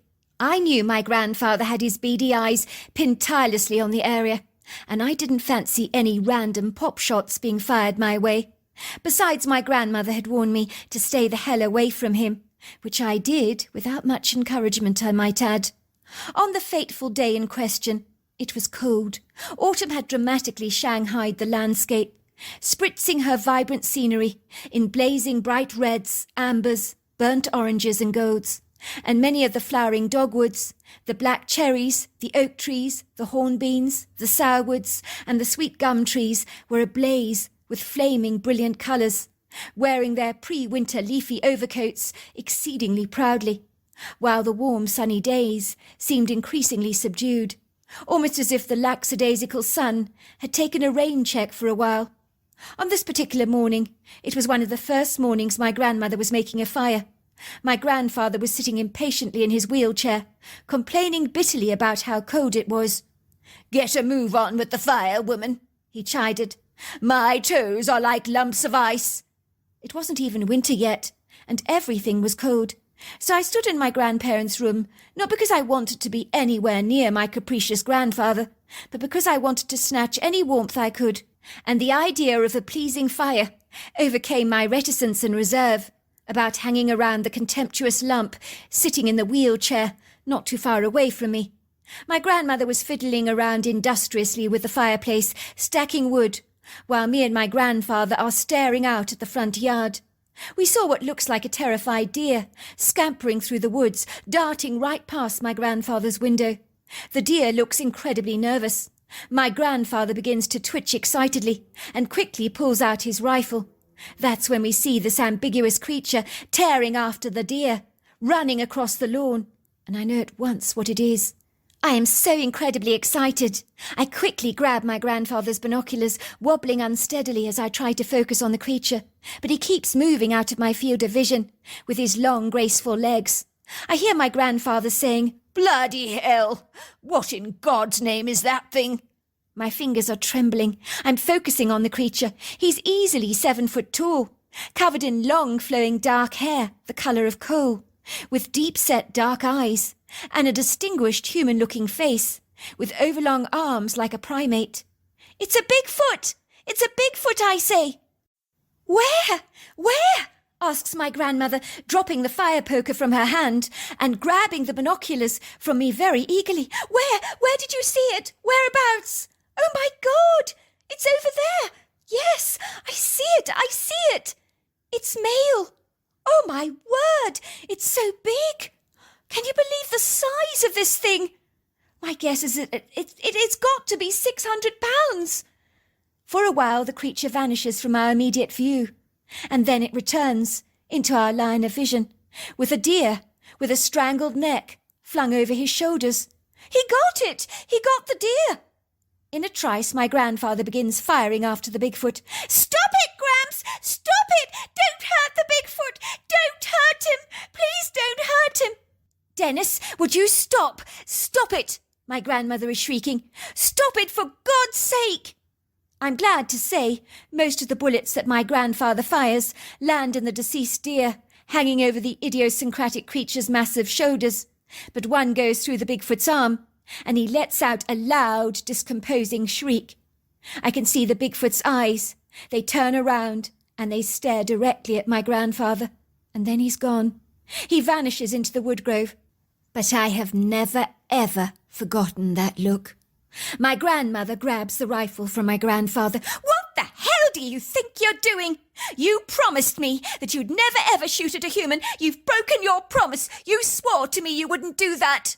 "Oh, please, that's not a human. It might have a human face and it might have a human silhouette, but it's covered in hair." "As far as I'm concerned, it is human.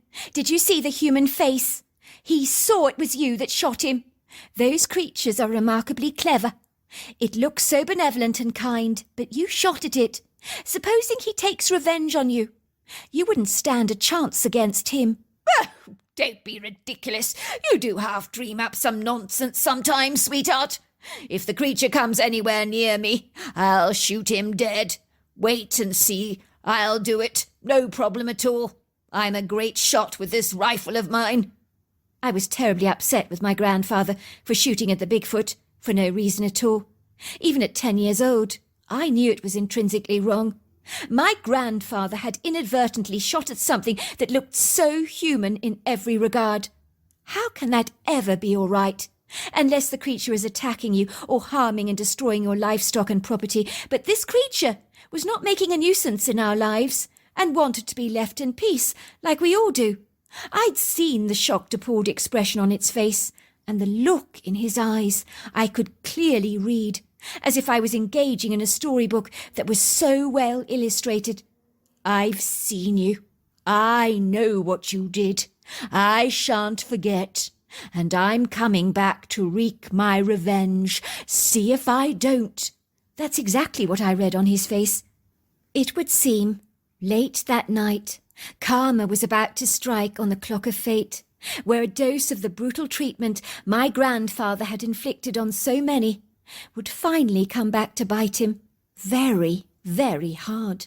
I know it sounds crazy, but both me and my grandmother sensed that the Bigfoot my grandfather shot would retaliate in some way, and we weren't wrong about that. I remember waking up in the middle of the night to hear a rather strange sound outside the bedroom of our property, as if someone ponderously big was walking around. But truly I thought it was a couple of raccoons or something else playing in the yard, and I didn't give the matter a second thought, although I should have done. The next morning my grandmother comes bolting into my bedroom. She moves as speedily as an angry wind. She draws back the curtains to invite in the light. George, wake up! Wake up, George! Have you seen your grandfather anywhere? He's disappeared, vanished off the face of the earth, nowhere to be seen." My grandmother's face looks astonished rather than aggrieved. I've checked the ATV, and it's still there, parked in its usual place, where it's always been. So where in God's name has he got to? I'm worried sick." My grandfather was able to hobble rather precariously over to his ATV from time to time, and take a trip in the woodgrove on the back of the vehicle. My grandmother hired a great gardening team to clear out paths in the woodgrove so that my grandfather could occasionally take trips into the woods, as it was the nearest he was going to get to nature, on his own, I mean. But more often than not, the physical exertion would overwhelm him. But if the ATV was gone, and his crutches undisturbed, where was he? Nobody disappears off the face of the earth like this. "No, Granny, I haven't seen him. Where's he got to?" "That's the problem. Where's he gone?" says my grandmother. "He couldn't get very far on his crippled legs without his crutches." I dart down to my grandparents' bedroom, and sure enough my grandfather's bed is empty. The sheets are icy cold. Furthermore, there are leaves and bracken scattered all over the carpet. That is rather odd. "Was the sliding door locked last night?" I asked my grandmother. "No, it wasn't. We never ever lock it. We don't need to." "The Bigfoot we saw in the yard that killed the deer took Grandfather in the middle of the night because he shot at him. That's what happened." "You think so?" says my grandmother. "I didn't hear anything last night. Surely I would have heard something." I know that's what happened. I think he creeped into the bedroom and took him. I heard something moving outside my bedroom window last night, but I was too sleepy to investigate what was actually going on. I just remember the way the Bigfoot looked at Gramps after his arm had been injured by that bullet. It was like he was saying, "You're going to pay for this." "It's funny you say that, George. I got exactly the same impression from the Bigfoot myself. I could tell his arm was hurting badly from that shot. The question is, what has he done to your grandfather?" Lo and behold, me and my grandmother dashed hastily into the woodgrove. We found my grandfather cowering under a large oak tree, looking pathetically silly. He was freezing cold, completely naked. Truly it was amazing he hadn't died of hypothermia. If it had been winter, he'd never have survived, but it was autumn, and last night wasn't too bad, so he was lucky. We found my grandfather's clothes ripped into shreds, hanging over the trees. My grandmother got my grandfather home, and after we'd warmed him up, we asked him what had actually happened. "You were right. I was a bloody fool to shoot at that Bigfoot. Believe me, it's never going to happen. Indeed, I don't fancy shooting at anything ever again. I think I'll sell my rifle collection. I don't need any of those rifles anymore. I'll take up a new hobby." "Yes, like we believe you," says my grandmother. "The day you stop shooting at things is the day I'll eat my hat. So what actually happened?" "I was lying in bed last night. I was fast asleep. The next thing I know is that the Bigfoot is standing over me. I get the shock of my life. I was so bemused. I thought I was dreaming. I tried to scream, but I couldn't. It was like everything was so surreal. I think I believed it was a dream, until I realized it wasn't. The creature threw me over his shoulders like I was a sack of potatoes, and he closes the sliding door behind me, so that's clearly how he got in. But he was so quiet. That's why he didn't wake you up. I think the creature didn't want to wake you up. It was me he was after. I am still not screaming, but as the creature's carrying me into the woodgrove, I get this horrifying feeling that I'm going to be killed. And then it hits me so hard what Millie had said to me. She said I had a lot to be grateful for, as I was alive and there were things I could do to make my life interesting, that I should quit feeling sorry for myself. I knew she was absolutely right. When I'm on the back of this Bigfoot, I find myself having a life review of some kind. I realize how I've been squandering my life with my self-pity, how I wanted to make other people hurt and suffer because I was hurting. I began to feel ashamed. I've treated you so shabbily, sweetheart. My own son I've treated badly. You, George, you're my grandchild, and I've behaved abysmally towards you over the years. I knew in that moment I was going to die, and I would never be able to redeem myself or to make amends. So I'm praying to God, asking him to forgive me, to give me a second chance. But I realize it's far too late for me. I'm about to be dealt with karma, The karma that Millie had been talking about. It was what I deserved, after all, and I knew it. It had finally caught up with me. When we get into the forest, the creature lowers me onto the forest floor, rather gently, I might add. I think his arm was all right. It seemed to be working fine. It looked like it had healed. The next thing I know, the creature rips off my clothes, draping the trees with them. He stares at me in the eyes, and I actually hear the words, "Next time, I'll kill you, if you ever do that again." And then he's gone. I'm shaking so much, freezing with cold. Luckily the temperature wasn't that bad, but I was still trembling. I'd had the shock of my life. I keep moving my body during the night to keep warm, but it's tough. But I realized I was incredibly lucky. The Bigfoot should have killed me, but he showed me mercy, which is much more than I've ever showed another living animal. Looking back, my grandfather's encounter with a Bigfoot changed our lives, and for the better. My grandmother's household became a happy place to be. My grandfather started to make up for lost time. He taught me to play chess. We played Scrabble, Snakes and Ladders, and Monopoly together, and me and my Gramps became incredibly close. I began to see the man he really was, and my grandmother was able to change the decor in her own bedroom to what she actually liked, and the single beds were replaced with a large double, well, actually a king size, I believe it was. My father's relationship with my grandfather changed. My grandfather apologized profusely to everyone he'd ever hurt. He personally went to visit the nursery to find the woman he'd taken pop shots at. He gave her $100,000 check. "I'd never have hurt you," he told her, "but I was a brute to shoot after you." Can you believe it? They actually hugged. And that woman from the nursery visits my grandparents' home today, not just to deliver pot plants, but to visit my grandfather, to have a chat with him. She even invited us all to her wedding. Then there was the neighbour, Mrs. Godfrey, whom my grandfather went to visit, to apologise for what he'd done. He brought Mrs. Godfrey a new truck, and a brand new ginger cat, who would visit our house over the years, without being exposed to any stray bullets. My grandfather sold his rifle collection. Believe it or not, the police officer who visited our house was given the lion's head from my grandfather, and Millie was given a pay rise. I was given the zebra head. My parents were given an all-expenses-paid holiday to Europe, and my grandmother was given a black stallion. Even the Bigfoot was not forgotten about, as my grandfather left a huge basket of treats in the woodgrove, with nuts and fruit and everything you can imagine in it, which he places there every year without fail, on exactly the same date, by way of an apology. And my grandfather woke up the following morning to find a string of eagle's feathers on his bed. So all ends well in love and war. I unequivocally thank the Bigfoot for taking my grandfather to task, because he reformed a human being, and miracles do indeed happen. So there you are. That's my story. Dear Sarah, and all your lovely listeners, my mother-in-law had moved into our apartment in New York for a week or so. Me and my wife Sophia lived in the Chelsea area, which is a vibrant, artsy part of Manhattan, in the West Side, once known as the Warehouse District, and it's a pricey part of New York.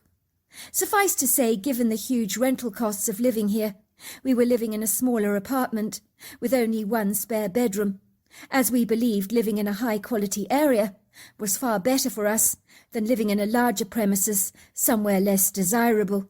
My mother-in-law's place in Soho was being refurbished, and there was so much sawdust all over her apartment that my wife had insisted she moved in with us for a while. "Go on, Mum. It'll just be for a week or so. You can't possibly stay here and breathe in all this dust. It's not good for your health." "Well, dear, if you're sure," my mother-in-law had spouted, unable to disguise the abject delight in her voice about the prospect of descending on our home like a vulture prospecting a carcass in the wild, and making absolutely certain that she would get her hungry beak into all that meat. I would describe myself as the carcass in question, that she clandestinely intended to get her teeth into. My wife had piped, "What kind of a daughter would I be, Mum, if I allowed you to breathe in all this dust? You smoke already, so God only knows what this dust would do to your lungs. I dread to think. I want you around for a long time, Mum. I couldn't abide you coming down with lung cancer or something dreadful like that. Well then, don't go harping about such a foreboding subject, will you? Honestly, what are you like, Sophia, always discussing such depressingly mundane topics? There is life in the old dog yet, you know. Believe me, my wife did not know the half of it. When I returned home one evening to find my mother-in-law Cindy sitting on our blue and white fleur-de-lis sofa, smirking at me triumphantly, with that wicked, hungry glint in her eyes, I knew only too well.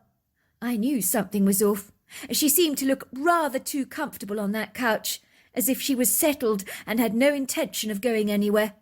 Outwardly, Cindy was the archetype mutton dressed up as lamb, wearing a short leather skirt that covered her derriere so tightly it was incredible that she could actually walk in it, along with long leopard skin boots that tapered up to her knees, and a tight lacy-fitting bodice that covered her very extensive Dolly Parton-sized assets that rudely demanded your attention, as they were so big. I am informed they'd cost her a fortune at the plastic surgeon's office, and looked like an entire train could ride down her cleavage without much of a problem. My wife told me her mother had been under the knife over a dozen times, never satisfied about the size of her bust, despite the plastic surgeons advising her that less was definitely more. But my mother-in-law always believed if she was going to get a good deal on something, it had to be big, as big was always better. And subtlety should not be given any house room. I thought she looked ridiculous, like a caricature character in a Disney comic, as her breasts seemed to dwarf the rest of her body, and looked obviously fake. Some men might like that look, but I like a woman to be natural, and to stay the hell away from the surgeon's office. And luckily my wife was the antithesis of her mother in this regard. Let's just say my mother-in-law scared the heck out of me. She was a predatory woman, make no mistake about that for a minute, who clearly believed she was all that, and when frankly the reverse was actually true. As usual, her fake nails she acquired from an expensive nail salon were as long and as dangerously sharp as a vulture's talons.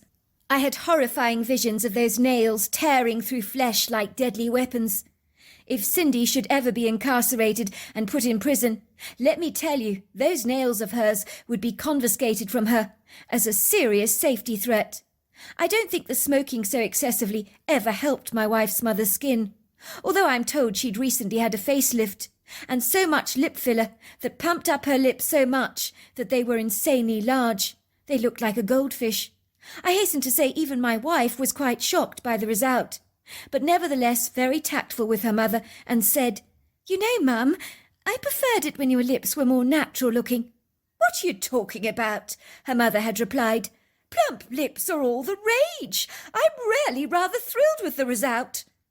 I was informed by my wife that my mother-in-law was staying with us for a week, and for me a week with that obnoxious woman under my roof was almost like a lifelong prison sentence. I remember my heart sunk like a huge stone being plundered to the depths of a deep, murky lake, while my skin crawled as if thousands of tarantulas were wriggling all over me, with their spiky legs prickling my skin. My wife was not a fool. She was a highly intuitive woman who picked up my moods when I was upset or down, pleased or stressed. But never once had she ever contemplated that I had such a burning opprobrium and contempt towards her own mother. I can only ascertain that sometimes when we see something that does not please the happy narrative of our lives, we might dissociate from it, pretend it's not there, as the grim, unwelcome prospect of facing the stark reality of such an uncomfortable, sobering truth is too bleak for us to entertain. I had my suspicions that this is what my wife was doing, on a subconscious, unconscious level, if you get what I mean, without being consciously aware of it. For so long I had been surreptitiously nursing a dark secret from my wife. I was like sitting on an egg that would never be allowed to hatch, something I could never be privy to tell her about, lest it destroyed her, and it could so easily do that. And I loved my wife so much that the thought of inflicting pain on her in any way was too insufferable for words, and I just couldn't do it. The memories of Cindy's behaviour haunted me through my marriage. What my wife did not know about her mother is that when her back was turned, her mother became outrageously flirtatious towards me, in ways that were so unnatural it made my skin crawl. But it had been worse than that, if that were at all possible. One night when I'd stayed over at my mother-in-law's house, unbeknown to my wife who'd been cooking in the kitchen while I was taking a brief nap, the next thing I know is that a blindfold is put on my eyes. I hear my wife making a shh sound. Well, at the time, I thought it was my wife being saucy and adventurous, and I rather liked that. She had never put a blindfold on me before, but I was game for a good laugh. I mean, why not? Although I dare say I am probably the most boring lover on the entire planet. "What's this about, sweetheart?" I say. And the next thing I hear my mother-in-law's voice saying, "Just enjoy yourself. Come on, enjoy yourself." I get a whiff of my mother-in-law's expensive perfume that smells incredibly cheap and clings to my nose. My blood runs as cold as ice. I pull off the blindfold to discover my mother-in-law is sitting on top of me totally naked, with a huge obnoxious smirk on her face, clearly delighting in my horror. I had never been so terrified in my entire life. "What the heck?" I say, pushing my mother-in-law off me in disgust. "What the heck do you think you're bloody doing, you old bat? Get out of my room now!" My heart pounds as I reflected over what had happened. My mother-in-law was trying to get intimate with me, behind her own daughter's back. And that is the most vicious, vindictive thing to do to your own daughter. I was sick to the stomach. I wanted to hurl up the contents of my stomach, while my wife thought I'd come down with some horrible kind of food poisoning. I was pondering what I should do about what had just transpired. My mother-in-law brought me in a glass of wine and whispered into my ear, "If you tell my daughter about what just happened, I'll deny every word of it." "What are you two whispering about?" my wife had chuckled. "I'm telling your husband how much you'd like a Boston Terrier for your birthday," she tells her daughter effusively, throwing her arms in the air like an oscillating octopus that is spilling out ribbons of black ink. My wife chuckles. "Oh, Mum, really, he knows about that already. Like I haven't just told him 1,000,000,000 times to get me a dog. But he says our apartment is far too small." "Well, I'm sure, sweetheart, that your husband will let you have a Boston Terrier, won't he? I mean, he doesn't want to upset his mother-in-law, does he?" she says, giving me a warning wink. "I want my daughter to have a Boston Terrier. What do you say, Hugh?" "It sounds like a good idea," I say, knowing that my mother-in-law will stop at nothing to get her way. "Oh, really?" says my wife, cupping her hands over her mouth in delight, gasping in astonishment. "But I thought... "I've changed my mind. If you really want a dog, and you promise to walk it daily, there's no reason why we can't get one." "You won't regret this! You won't regret this!" says my wife, giving me a huge bear hug. "Mr. Peters at number 35, he's got a Boston Terrier, and he says the dog has changed his life. Everyone in the apartment block has dogs or cats. I promise you, our apartment isn't too small if you take the dog out every day." Suffice to say, we did get a Boston Terrier, whom we called Wiggles, as the dog was such a wiggler that it seemed to be the right name for him. He was one of the best things that happened in our lives, such a little character, and I was pleasantly surprised to discover that regular walks at the park were enough to keep Wiggles very happy indeed. "So what do you think, Hugh, of Mum being with us for a week?" my wife says, sounding animated. "Mum's house is far too dusty at the moment, with all those renovations going on. Oh, you should have seen her house, Hugh. Dust is everywhere. It's a complete bomb site. So I persuaded her to move in with us for a few days. Isn't that brilliant? We can have pizza and popcorn, watch movies together. It's going to be such a blast." Both women are sitting on the couch, with glasses of wine in their hands, and Wiggles lying fast asleep at my wife's feet, on the Persian carpet. For a moment, I say absolutely nothing. I'm so bemused, so horrified, so appalled. It's like the most dreadful nightmare has wafted into my house like a dense, acrid smoke that steals all the oxygen in the air you breathe. I have no way of controlling the status quo, as not even a fumigation expert would be able to evacuate the likes of Cindy from my home. For this woman is like a hardened rodent that is resolutely determined to stay put, and it would take more than a bulldozer with a hefty horsepower to spit her out of our place. The thought of Cindy staying in our house with us has turned the contents of my stomach into jello. I smile awkwardly, but my smile does not meet the eyes. Of course she can stay here. She's very welcome, I say to my wife gingerly. You're very welcome, Cindy. I mean, what else can I say? But I feel my body almost reacting, with a fight and flight response, as every part of me wants to get the hell out of this apartment and run to the nearest bar to drown my sorrows in a plethora of hard booze. And I'm not even a drinker, but medicating my current angst seems like a jolly good idea to me. How the hell am I going to cope with that woman living under my roof for several nights? I don't even like her, and knowing what she's capable of almost makes me nervously break out in hives. I'm already envisaging a week of late nights in the office and a quick tete-a-tete in the bar with friends to devour some of the time before I finally return home to face Cindy's unbridled, lascivious ambition. That night when my wife and I are in bed together, I tell her that I'm not happy with her mother staying with us for a week. Oh, Hugh, stop being so mean. You know her apartment is being renovated. You should have seen the dust. It was everywhere. It caked everything. You could literally write in it. It was so thick. All her furniture is covered in bubble wrap to prevent it from being ruined. The place looks like a bomb has hit it. You smell concrete and dust everywhere. You can barely breathe. Even the builders are wearing masks. You can hardly expect my mother to breathe in all that stuff. You know she smokes like a chimney as it is, so she'll probably put lots of strain on her lungs. Imagine if she got lung cancer. I could never forgive myself for that. Look, I'll happily pay for her to stay at a hotel for a week. How about that?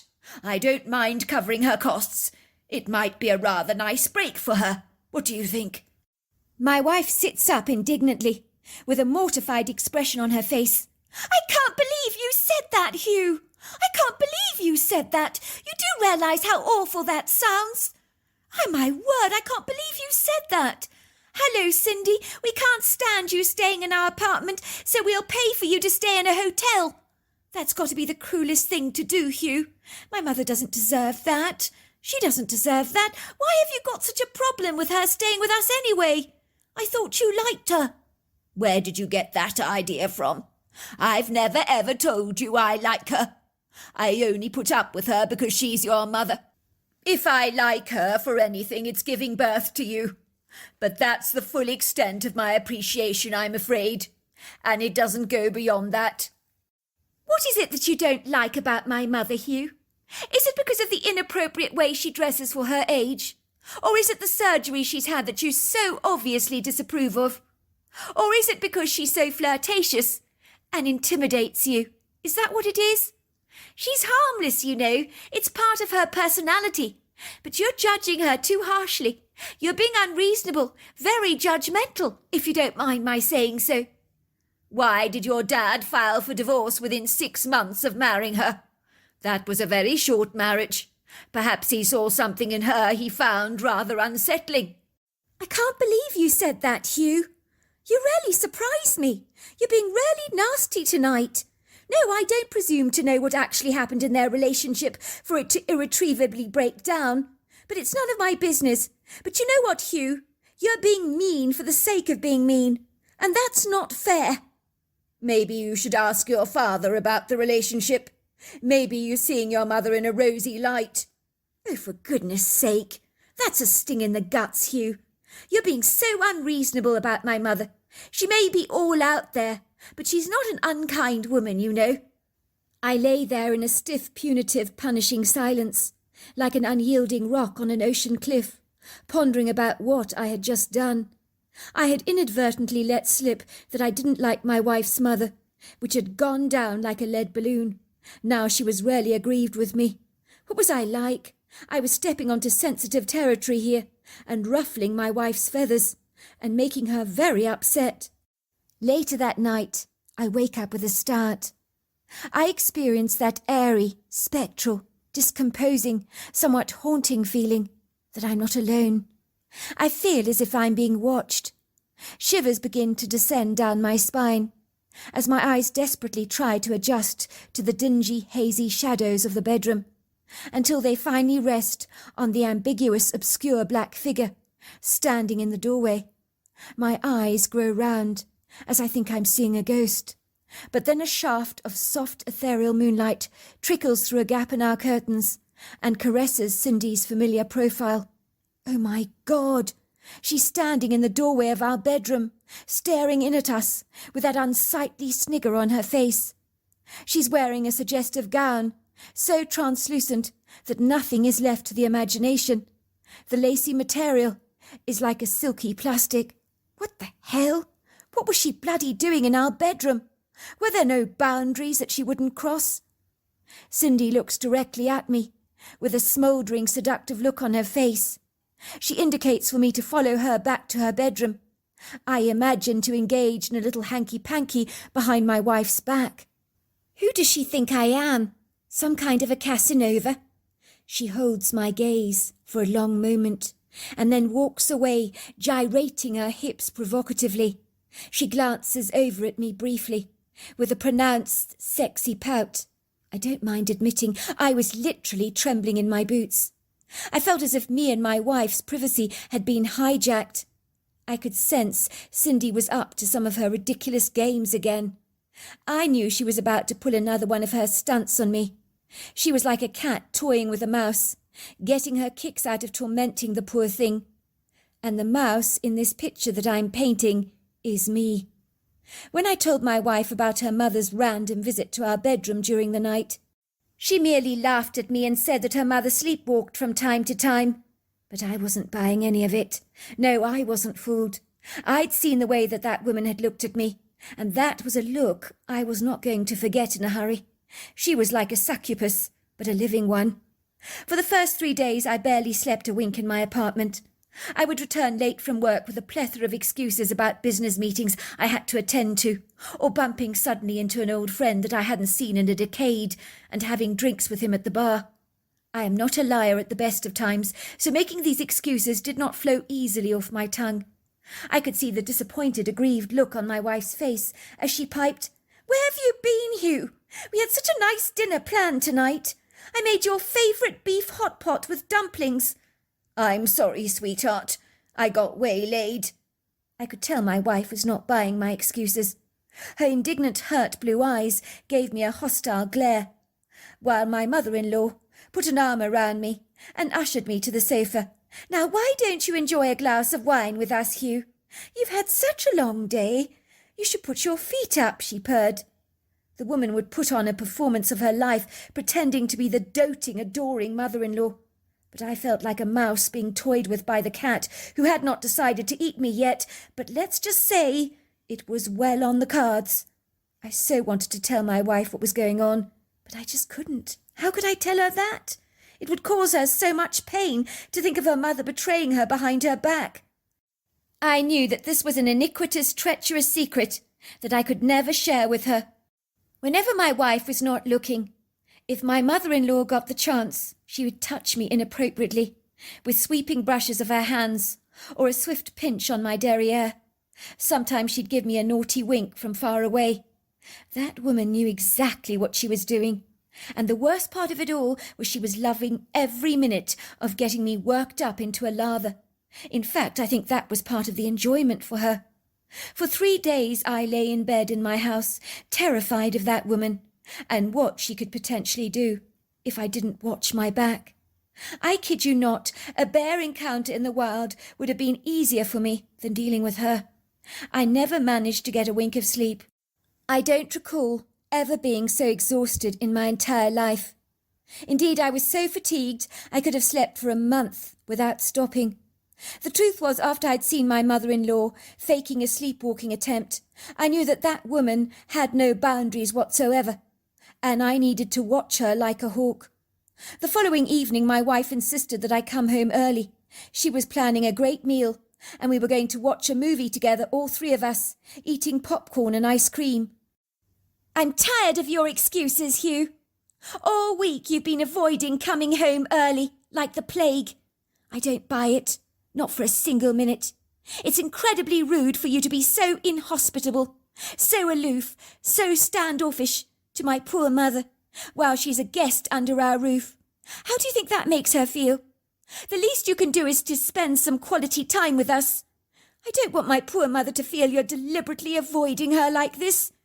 She was saying to me only yesterday she feels you don't want her here, as you're never home. She seemed terribly upset. I told her she was so wrong, and that you loved having her here as much as I do. But I could tell she looked very doubtful about that. So you better not let me down tonight. I'm relying on you. I was lost for words. I tried to say something, but I couldn't. The only words that finally did manage to tumble out of my mouth were, "Rightio, I'll see what I can do." "Good, you better. Be home by 6. I have to say, when I climbed out of my truck that night to go back to the apartment, the thought of my mother-in-law leering at me shamelessly through her dark eyes terrified me. So I went to a movie theatre, had a bite to eat, and returned to the apartment at 10 o'clock at night.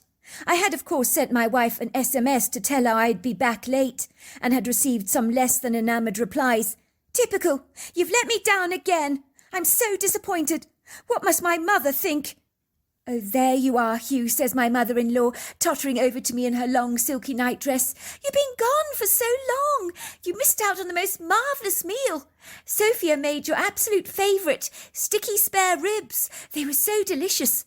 We watched the scariest movie on television. Look at me. I'm still trembling. It was scary, wasn't it, dear?" "That it was," says my wife. She's standing yards away from her mother, and if looks could kill, she's wearing that look, glaring at me furiously.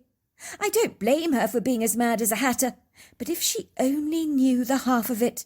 I feel like a prize jerk, I really do, and I hate letting my wife down. The only warm welcome I receive is from little Wiggles, who's jumping around my legs enthusiastically, as if seeing me is the highlight of his day. My eyes light up in seeing our affectionate dog, and I bend down on my knees and cuddle him. "How's it, boy? How are you?" I say, rubbing my hands across his body and scratching the area under his chin. My ebullient dog bounds around me, helping to remove the hostile tension in the house as everybody laughs at his cuteness, as he runs off to get his cuddly toy, which he drops at my feet. "Well, I'm glad someone is at least pleased to see you," says my wife sarcastically. "Because I'm certainly not," she says, turning around at a sharp angle, like an angry car making a U-turn in a parking lot. "I'm going to the kitchen now, to wash up the dishes," she says, stomping off. She moves like an angry gust of wind through the house, and I hear her deliberately clanging the dishes extra loud in the kitchen sink, to convey her level of indignation, like the short, sharp shocks of violent speed and pounding rhythms that you hear in a minor musical key, that fully express a furious anger in orchestral music. My mother-in-law raises her brow. "You've upset Sophia. Do you always make a habit of arriving home late? Are you trying to avoid confronting the steaming passion burning inside you, Hugh? Bubbling to get out, is it?" she says, running her long talon teasingly along my shirt, and looking at me directly in my eyes with a smouldering, steamy look on her face that reeks of seduction and licentiousness. The woman is literally drooling over me like a dog over a bone. A bitter nausea wells up in the back of my throat. I feel like a cornered animal that's being hunted down. "Will you please excuse me, Cindy?" I say, pushing past her. "I've had a long, hard day in the office. I'm going to freshen up." I hastily make a beeline for my bedroom, closing the door behind me, breathing a huge sigh of relief. I feel so tense that I throw my clothes off into a heap on the floor, something my wife would never approve of, but I don't care. I step into the shower naked and feel the relief of the hot water cascading over my skin, the warm pleasure of the steaming heat relaxing my muscles and wiping away some of the exhausted fatigue I actually feel. The bathroom is so full of steam that my glass shower cubicle is misted over. I begin to sponge myself down with soapy water, and then there she is. I look up to see the undulating contours of my mother-in-law standing there naked in the shower with me. I am so astonished that I just gawk. Even I didn't think she was capable of this. "I thought you could do with some company, Hugh. Would you like me to wash your back for you?" I immediately dart out of the shower, almost slipping haphazardly over the black marble tiles in my haste to get away. Please leave, Cindy. This isn't appropriate. Would you go now? My mother-in-law slides on her nightdress over her wet body, which clings to her suggestively. My daughter's washing dishes, Hugh. Come on. Don't be such a wet blanket. Go on, let's have a bit of fun together. This isn't appropriate, Cindy. I love my wife. Now would you please leave? I fix the towel firmly around my middle. Well, if you change your mind, dear, you know where to find me. I sleep with the door wide open. You're welcome to warm my bed up any time of the night you like, she says, giving me a wink. That won't be necessary, I say, slamming my bedroom door in my mother-in-law's face and locking it behind me. I should have locked it before all this happened. I grab a duffel bag, throwing clothes into the bag along with my wallet, and I quickly get dressed and dash out of my apartment so fast. I don't even stop to say a single word to my wife. I hear her crying after me. Where the hell do you think you're going, Hugh? I'll send you an SMS, I say. I am now in the car, out of my apartment, and I climb onto the seat and hightail it out of the place, my heart pounding violently in my chest. I can't believe my mother-in-law stepped into the shower naked with me. What the hell is she playing at? What is wrong with that woman? I pull over to the side of the road to SMS my wife. I'm sorry, sweetheart. My mother's had a bad fall down the stairs. She tells me she's fine, but I've got to check up on her. I think I will stay with her for a couple of days, if you don't mind. My telephone lights up. Oh, my God, Hugh, how awful. I hope she's all right. To which I reply, I'm sure she will be. I then phone my mother, who answers the telephone at about 11 at night. Hello? Comes the groggy voice on the end of the telephone. Mum, I'm sorry to phone you at this time. It's me, Hugh. Hugh, is everything all right? Asks my mother. Oh, everything's fine, Mum. Nothing to worry about. Just if Sophia calls you, pretend you had a nasty fall down the stairs for me, will you? Why would you want to make up a story like that to your own wife? You've never been a liar, Hugh. What's going on? Just do it for me, Mum, will you? I'm staying with you for a couple of days, if you don't mind. It's an awkward situation. Believe me, I'm doing this to protect Sophia. I'm on my way to you now. Don't wait up for me. Just put the key under the doormat. Will do so. I'm looking forward to seeing you, son. I'm now on the open road, feeling such a monumental relief that I'm out of that apartment for the next few days, away from my dreadful mother-in-law, who won't bloody leave me alone. Is she trying to compete with her daughter for my attention? Or trying to prove that she's still a desirable woman? God only knows what's going on in that head of hers, but I don't want to know. At least I protected my wife Sophia from knowing the truth about her mother. My wife was so upset with me tonight. She thinks I'm deliberately avoiding her mother like the plague, and she's right. She thinks I'm a rude host, but she doesn't know the half of it, and probably never will. And that's the way I wanted to stay. I put on some classical music and drive through the night. My mother lives in a lovely area, about 2.5 hours away from New York City, close to the town of Poughkeepsie, along the tree-lined Hudson River, and of course the Pièce de Résistance, the Catskill Mountains, that are surrounded by transfixing scenery and fabulous hiking trails that have inspired many 19th century painters to recreate the stunning landscapes and exquisite sunsets here onto their large canvases. There are amazing ski resorts in this area, including Hunter Mountain and Bel Air Mountain. As I begin to drive away, I feel an exhaustion overwhelm me. I can't stop yawning. I can barely keep my eyes open. It's an incredible struggle, and it's hardly surprising that I feel this shattered. I haven't slept for several nights, thanks to that ghastly woman. It's a tenebrous night, and I'm driving down some isolated, lonesome country roads, without a single soul in sight, and I haven't seen a truck on the road for ages. I drive past a plethora of wooded areas and open meadows. The trees and scenery are ravenously swallowed up by a hungry night that has devoured all the light. Even the bright luminescent moon and silvery stars tonight appear to have been robbed of their beauty, for they hide reticently behind some foggy cloud cover, like demure, shy strangers, unaware of their own splendour.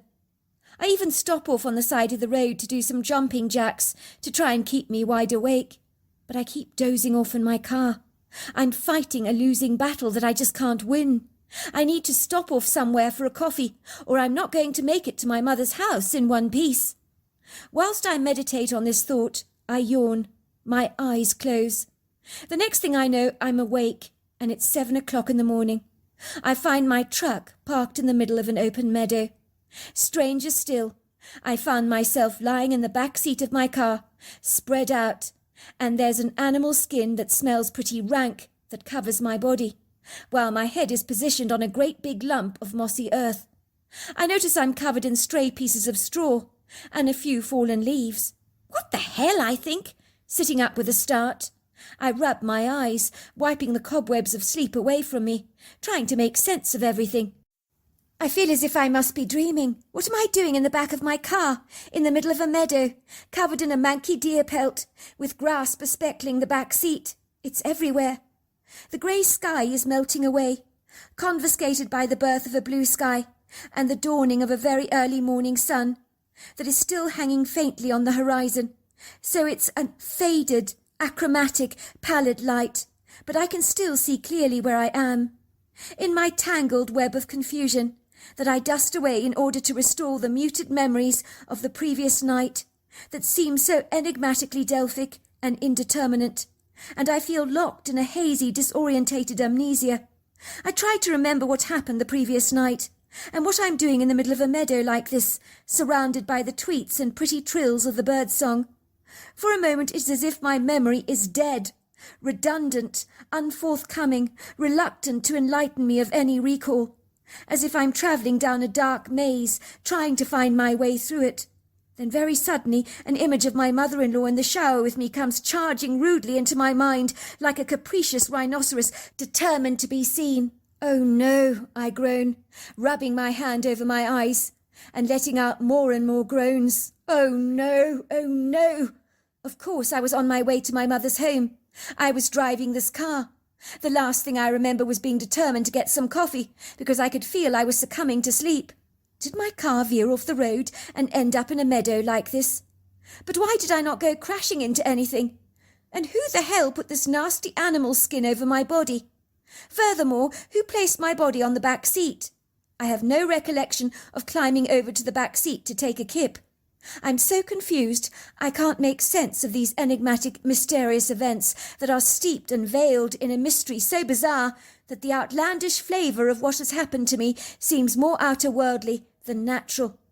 I reluctantly climb out of my truck to examine the damage, if there is any, of course. I'm examining the wheels on one side, and I move over to the other. To my amazement, there's a man sitting against my truck, using the passage side door as a chair rest. He's wearing a woolly black coat. It's pretty cold out here, as a punnelling wind is whipping against my windbreaker. "Hello, sir," I say, approaching the man. I think to myself that maybe he helped me into the back of my car last night. "Hello, sir." The man turns around to look directly at me. He has a pyramid-shaped head, slung low on very large shoulders, with bright yellow eyes that stare back at me. The man rises to his feet, and in that moment I find myself face to face with actually a female Bigfoot. You've got to be kidding me. This I did not expect to see. The Bigfoot towers at 8 foot tall. She has small breasts and is covered in long flowing black hair, but she is gargantuan in size, with the most powerful shoulders and dense body shape. I've never seen a creature ripped like this. Everything about her is terrifying, because she's majestic, imposing, lofty, dauntingly big. I know I should be afraid, but frankly my mother-in-law is far more terrifying than her. I'm not sure why I'm not afraid. I know I should be, but the Bigfoot's matriarch energy is benevolent and serene. There's nothing aggressive about her demeanour. The expression in her dark, sultry eyes gives off a yellow hue.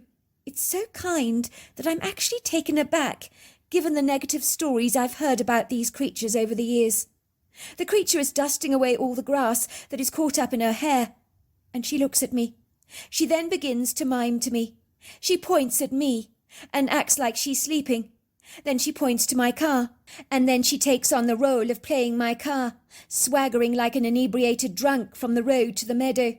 Finally, the Bigfoot points to herself and shows me how she stopped my car from rolling headfirst into a large oak tree on the side of the meadow. Thank you, I say to the creature. Thank you. The Bigfoot studies me curiously. I feel as if she's looking right through me. I hand her back the deerskin, and the creature watches me as I reverse from the meadow. She gives me a nod, and then glides away. As I drive to my mother's house, I am shaking with excitement. It seems incredulous to have had such a far-fetched encounter with such a remarkable creature, and I feel remarkably privileged. I had fallen asleep at the wheel, and this Bigfoot female had come to my rescue. All these years later, I think about the night with so much appreciation towards this idiosyncratic creature known as Bigfoot. As for my mother-in-law, she's still an outrageous flirt, but I make sure to stay out of her way. Let's just say, some secrets are best not shared. So there you are. That's my story. Dear Sarah, and all your lovely listeners, my name is Bob, and I'm initially from the bright, bustling, exciting city of New York, but I now currently reside in a rather small bungalow here in Charleston, Virginia, as I'm getting on in age these days, so I decided to move here after my wife passed away a couple of years prior due to a very bad attack of pneumonia. My strange and curious story begins in the 60s, when I was a young man at the time and had been working in New York for several years. But my wife was very poorly, and so was my son. When I say poorly, I don't mean physically sick by any manner of means, but the word I would actually use is failure to thrive. You see, my wife May was a very jittery, nervous kind of person who was terrified of any kind of social interaction and was quite reticent, reclusive and reserved, and she preferred to remain almost invisible to the outside world. I think she'd grown up in a household with a misogynist father and believed that he incited in her a fallacious belief system that women were somehow inconsequential and had no real worth. She had adopted those self-effacing insecurities about herself which were invariably manifesting in her daily life and even rubbing off on our son. My son was very small for his age, pale, puny and extremely underweight, with a very nervous, highly strung disposition, and he failed to interact at school with the kids of his own age, but would run away and hide so as to avoid any social awkwardness or interaction with any other kids. I knew something needed to be done about my small family because the surging apprehensiveness in their lives seemed to be escalating and was evidently diminishing the quality of their lives. I had attempted to send both of them for counselling sessions, but they had failed abysmally and only backfired on me because the situation at home got increasingly tense and my wife became much more uptight and began to cry a lot, and my skittish son would hide all the time, usually in the closet for many hours. So as you can imagine, I had reached the end of my tether as what on earth to do about my discomposed, troubled family. It was on an impromptu visit to my brother in West Virginia on his little farm that an idea was born.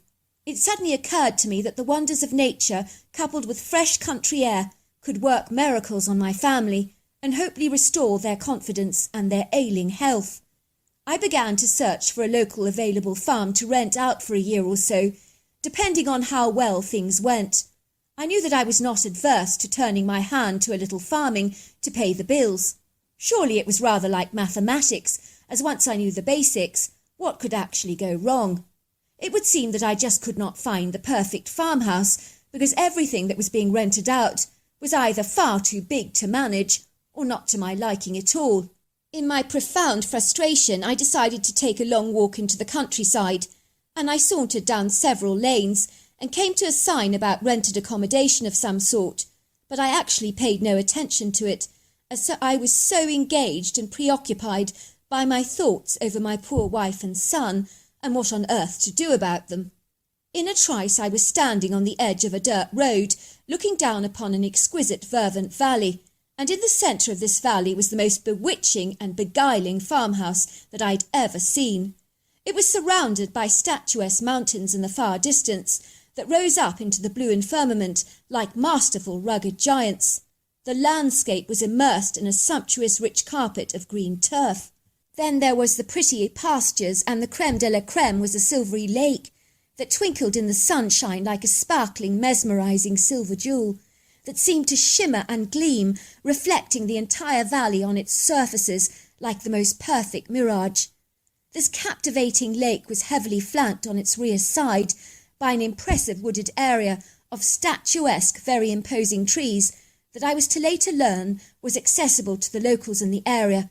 I could see a few white-tailed deers bounding gracefully across the emerald green grass. For a moment I thought I was in a dream, and I rubbed my eyes several times as I stared in wondrous awe at this ravishing scene unfolding before my eyes. Could this be real, I wondered? For surely I was staring at a piece of heaven itself. Imagine living on a farm like this, I thought to myself. It would be like a dream come true. I continued ambling along the country road, and that was when I observed a sign, Black Cherry Farm to rent. Inquire within. Speak to Mrs. White. All at once I realised to my astonishment that this dreamy, stupendous farmhouse was actually for rent, and my heart almost missed a beat because I was so flustered with excitement. It was almost as if I'd been divinely led to this extraordinary, exhilarating place that was not too large for an uninitiated man like myself to manage. As I reached the farm gate, I encountered an elderly woman with a weathered face and a wrinkled skin, with the palest blue eyes that I've ever seen. She appeared to be fixing the gate with a couple of tools. She was wearing a wide-brimmed hat and looked to be in her early 70s, but she seemed strong and robust, much like an ox. "What can I do for you?" she asked me. "I'm looking for Mrs. White," I said. "I'd like to rent out Black Cherry Farm." "That would be me," she said. "But how do I know I can trust you? The last man who rented Black Cherry Farm did a runner after not paying rent for over a year. Never seen sight or sound of him since, and he made a mint from my farm and absconded with absolutely everything. Nasty piece of work he was," she muttered. "I'm dreadfully sorry to hear that," I said. "If it helps at all, I could pay a couple of months' rent in advance." The woman eyed me curiously, scanning me with her hawk-like eyes, much like an X-ray machine, as if she was discerning whether she could trust me or not. "I think you'll do," she said. "But any funny business and I'll throw you out, understand? Even if I have to chase you off Black Cherry Farm with my trowel." "Of course," I said. "I do understand. Now the land is rich for growing crops, as the soil is excellent indeed, and the house is in remarkably good condition. There are also lots of free-range turkey around that you're very welcome to shoot. It does keep the populations down, because for some reason we have a lot of them. They taste delicious too, melt in the mouth they are, not like the ghastly stuff you buy over the counter." So fast forward a couple of weeks, and I had thrown in the trowel in my city job, much to the horror of my wife, who thought I was barking mad to embark on such a spontaneous adventure. My wife and my son moved into this cosy, sumptuous farmhouse in West Virginia, and the metamorphosis I observed in my wife and child was considerable and almost immediate. My wife was so excited about her new country life here at Black Cherry Farm, and her former reticence and painful shyness seemed to evaporate as quickly as the steam from a kettle. My son got so enchanted and beguiled by playing outside, and he brought home tons of frogs, small fish and tadpoles in jam jars, and became so embroiled by the marvels of nature, which subsequently brought him out of his shell, much like a tortoise who had been hibernating for far too long. In that moment I ascertained that I had indeed made a wise decision moving to the countryside and bringing my family to this idyllic part of the world. If that wasn't enough, my wife began making loads of friends at the local church, and my son began interacting with boys of his own age and having so much fun. I could only marvel at the miracles that were unfolding before my very eyes. Gone was the pale-faced, puny son I had once known. His rosy cheeks were now blooming, and my flourishing wife was also very different. She had become confident and assertive, and even her health had blossomed. Her skin glowed, and her brown eyes were bright, not to mention her hair possessed a healthy sheen. In truth, it was extraordinary, the transformation, and before long We became very settled and happy in our new abode. I soon became quite productive and effective in farming and managing the fields, even if I say so myself. I began to get my hands very dirty, but the fruitful results I yield made it worth my while, and the business boomed and became profitable. It seemed I was a natural at growing crops, and upon my wife's insistence, we also introduced some free-range chickens to the land, for the purposes of eating, of course, but that never happened. We only ate their eggs, as my son had a name for every single chicken, and had grown very attached to all of them, and the thought of killing them was not acceptable as far as he was concerned, and if I so much as touch one of our chickens, that would definitely make me a murderer. One day I decided to try my hand with a bit of shooting, because I had observed a couple of very sizable wild turkey rustling around in the woods, and meandering along the fields of corn. They looked good for eating. I really thought they would be a sumptuous, tasty treat for our dinner table. I was unseasoned, callow, and unpractised with a hunting rifle. I'd taken a shooting course for a couple of days that clearly did not go very well, because I have to admit I was a lousy shot. My teacher refused to give me any more lessons because he thought I was cack-handed and puerile with a rifle. He had lost patience with me and suggested I quit while I was ahead. "You really wobble too much when you hold the rifle," he told me, "and you need a steady hand. If you keep jerking so clumsily like you do, there's no way you can be successful. You also need to remain still and focused, but you keep moving restlessly. A hunter needs to be very still, patient and focused, and quite frankly you lack the discipline required, and of course the coordinational skills. The animal you hunt will invariably just run away, because you keep drawing attention to yourself with your shuffling movements. It's like you're announcing your presence to all the animals. It's like you're saying, 'I'm here standing behind the bush.' They're invariably going to just scuttle away before you have a chance to take anything down. I don't normally say this to my pupils, but I don't see in you the makings of a good hunter." What does he know, I remember thinking to myself furiously, feeling pretty frustrated with my teacher, whom seemingly had no confidence or faith in my ability to improve. Yet I had been assured by many hunters I had met that a little practice could work wonders, and I remember believing that to be the truth. I mean, how hard could it actually be to kill a turkey? It wasn't rocket science, was it? One hunter had actually assured me that it had taken him many years to acquire the skills to hunt like a professional. He also affirmed that I should not become intimidated by my teacher, who had a hardened reputation for being a cutthroat toughie in his attitude towards beginners. I rose very early one morning before the sun set over the horizon and quickly slipped out of our house, as I knew the earlier I got started the better, especially for a beginner like myself. So armed with my flashlight and rifle, I strolled into the forest and headed towards the spot that I had scouted the previous day. It was close to some oak trees where I'd heard the gobbling and scratching sounds, and through my binoculars from a fair distance I had also observed a couple of sizable turkeys pecking the ground hungrily, looking for beetles and worms. I knew that this was the perfect quintessential hangout for an inexperienced hunter like myself, who was clumsily tackling the ropes of hunting for the first time. I will admit that to date my amateur performance was rather like a bull in a china shop, but still I had the confidence to believe that with time and practice I was bound to improve. It would also be good to show off to May by bringing home a sizable-looking turkey. Mrs. White had kindly informed me that for many generations those turkeys on the land seemed to roost around the particular oak trees in the wood for some reason. You could always find their feathers dropping and scratch marks in the area. It had indeed come to my attention that the turkeys had what I can only describe as a daily ritual or routine. I had observed them walking in a straight line on one of my cornfields in the very early hours of the morning. Yet I also perceived that in the heat of the day, when the temperatures escalated and soared, they seemed to enjoy seeking out the refreshing coolness of the woods. It was indeed a beautiful morning, and the sun was beginning to rise over the horizon in tangerines, golds, oranges and pinks, and the light shafts of the early morning sunlight danced on the forest floor in a fusion of different light shades, which made the forest take on a magical ambience. It was like the control of a radio had been switched on, because suddenly the forest became alive with pretty birdsong. I examined the area around the large oak tree, and sure enough there were the signs of fresh turkey scat in the area, along with loose feathers and scratches.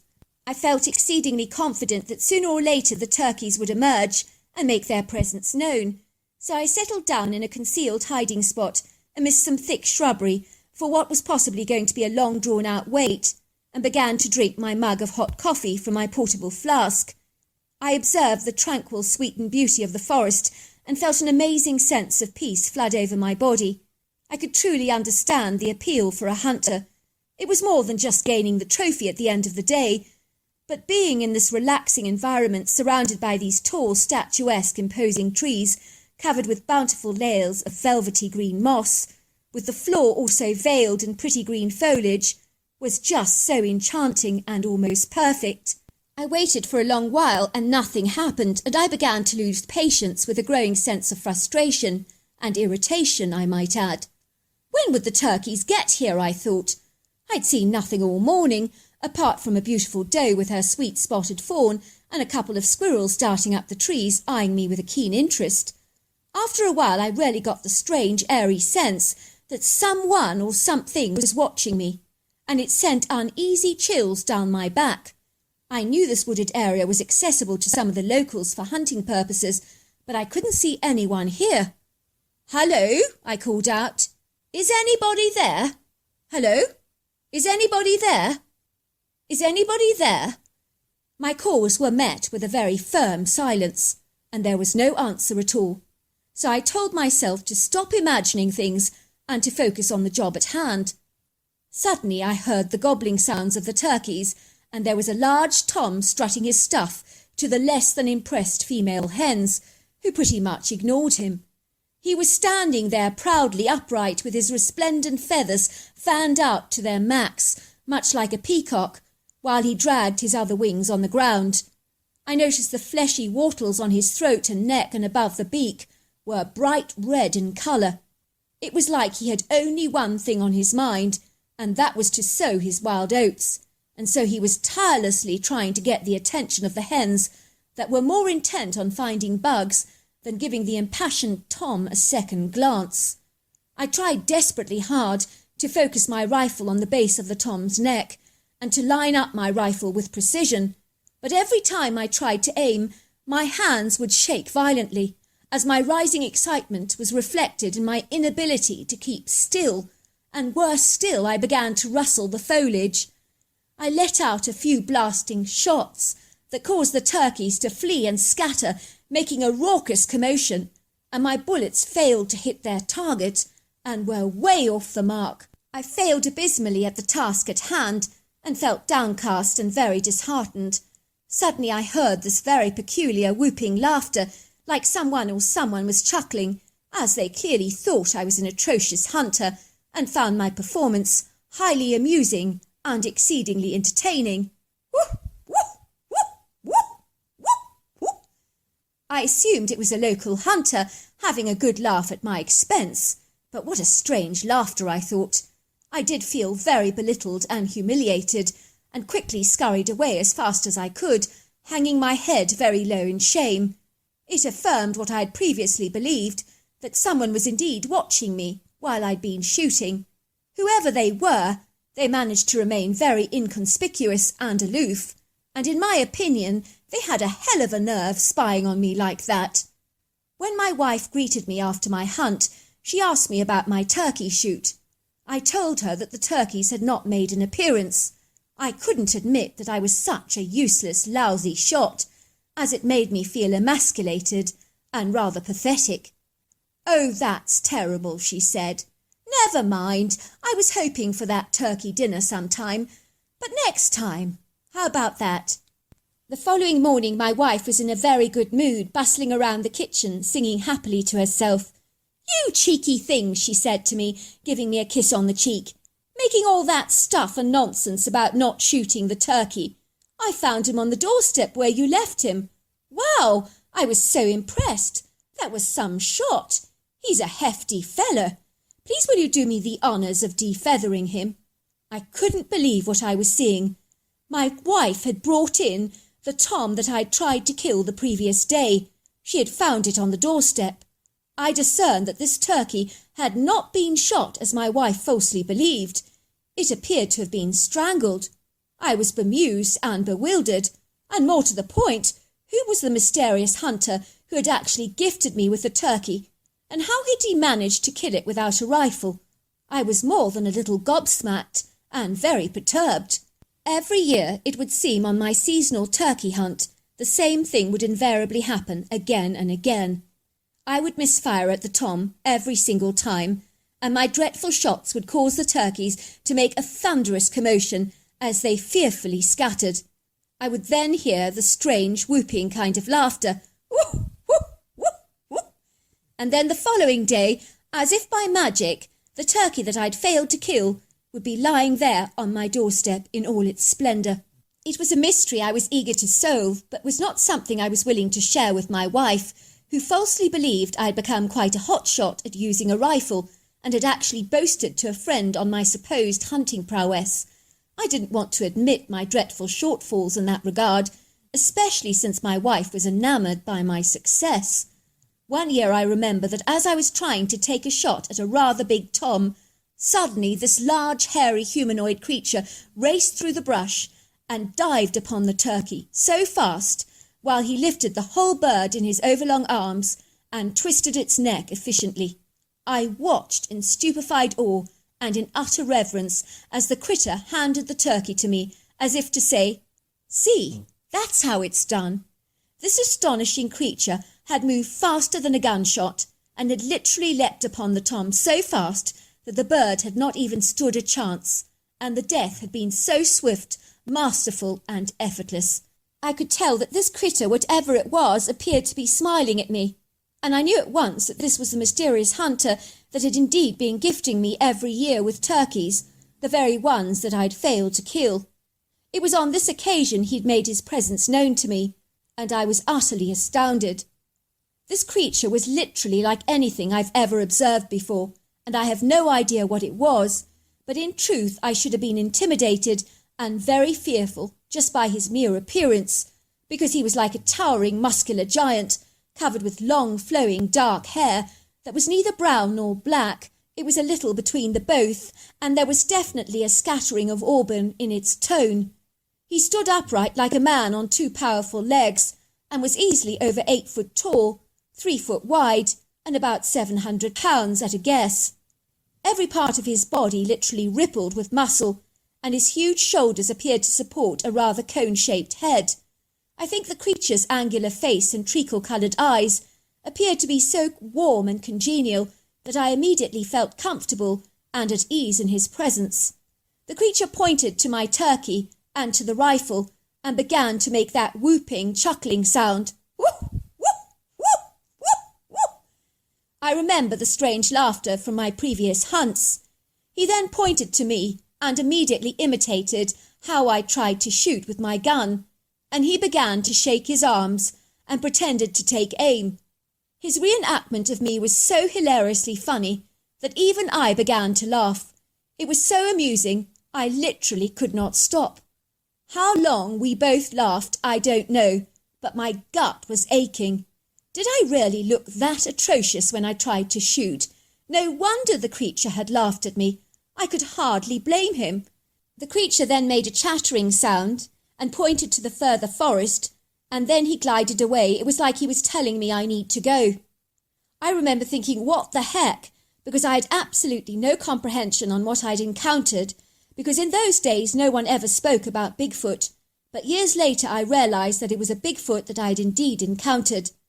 While my family continued to rent out Black Cherry Farm from Mrs. White, every time I needed a turkey, I would go to the forest with my rifle, and I would wait for the turkeys to arrive to their roosting area around the oak trees. Every time, without fail, the humanoid hairy creature would take down a Tom for me with effortless ease and hand me the huge offering. He was indeed the finest hunter that I've ever seen in my life. He even left large fish on our doorstep from time to time, along with the occasional wild hog. I used to leave him gifts in the wood in return, like a vast selection of fruit, most especially bananas and grapes, Kit Kats, peanut butter and bacon-flavoured potato chips, which he always heartily enjoyed. Every year I would get my turkey trophies from this creature, and it began the beginning of an unusual, firm friendship between a human and a Bigfoot for many years. I grew very fond of the creature, who had a great sense of humour and was always warm and kind towards me, although no words were ever exchanged between the two of us, as the critter would speak in a strange chattering sound like a monkey and make whooping sounds when he was laughing. Much of the communication between the two of us was acted out, seemingly telepathically, because I would sense what he was saying with virtual words that seemed to appear in my mind. One day he left our area for pastures green with a female Bigfoot to start a brand new family. So sadly I never saw him again and missed him terribly, but he was a wonderful creature whom I shall never ever forget. My wife has never known this truth about my turkey hunts, and I shall never tell her either. And yes, the hunting teacher was right. I was a lousy hunter, and I was never meant to hunt. So there you are. That's my story. Dear Sarah and all your lovely listeners, my name is Andrea, and I guess you could call me a typical hillbilly, as I've lived in Appalachia virtually all my life, and growing up I was one among 3 children, the only girl in our family home.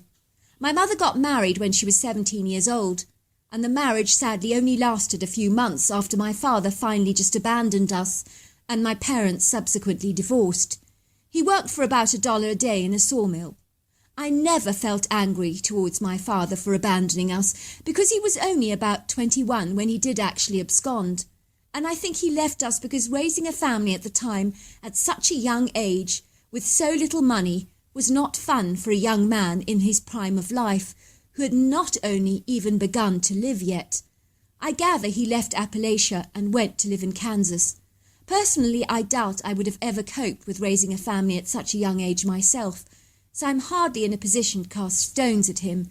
Even so, I would love to know what became of him, and whether he did end up having some children, because I might have some half-siblings floating around somewhere.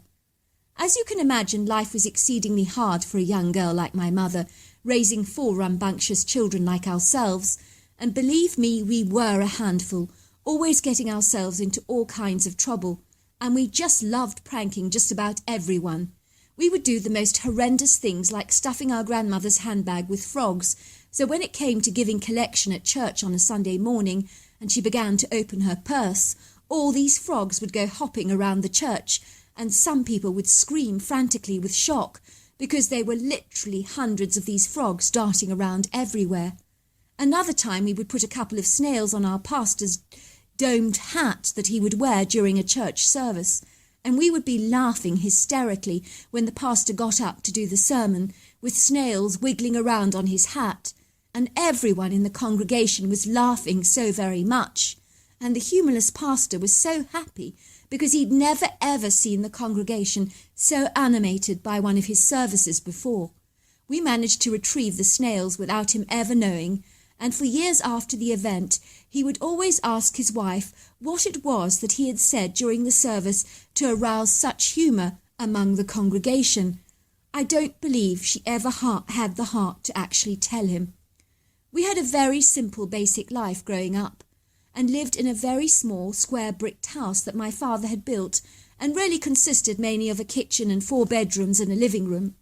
We lived without all the modern amenities people have today, although there are parts of Appalachia still today that live in the Dark Ages without any power.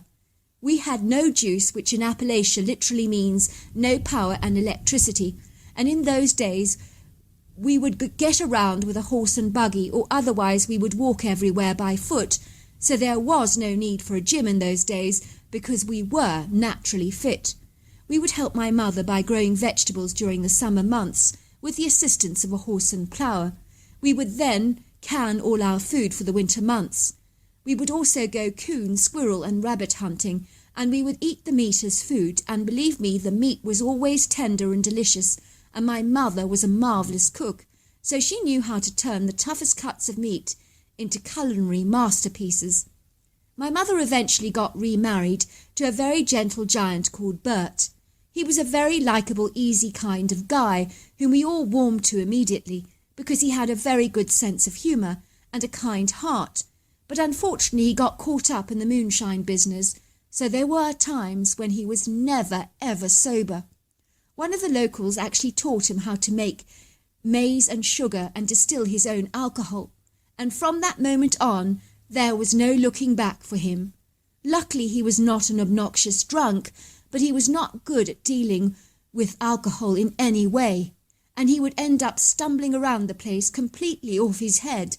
The trouble with that moonshine is that it is clear like water, and a few sips of that stuff is pretty lethal and far worse than vodka. Growing up, I would say the natural world was pretty much our playground, and my brother and I had a very good life, and we always found ways to entertain ourselves, and the views around our home were exquisitely beautiful, and we were surrounded by mountainous valleys, beautiful open pastures, silvery lakes, ponds, gravel pits, rocky outcrops, and ubiquitous areas of forest that literally stretch back for hundreds of miles.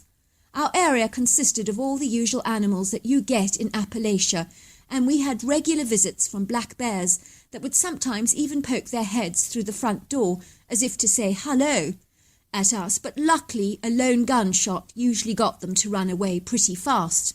One day my brother and I decided to go exploring in a mountainous valley that was really a very big challenge to climb, but growing up with brothers I was naturally desirous of always being included in their fun and games, even if it did mean pushing myself that much harder physically in order to be included as one of the boys.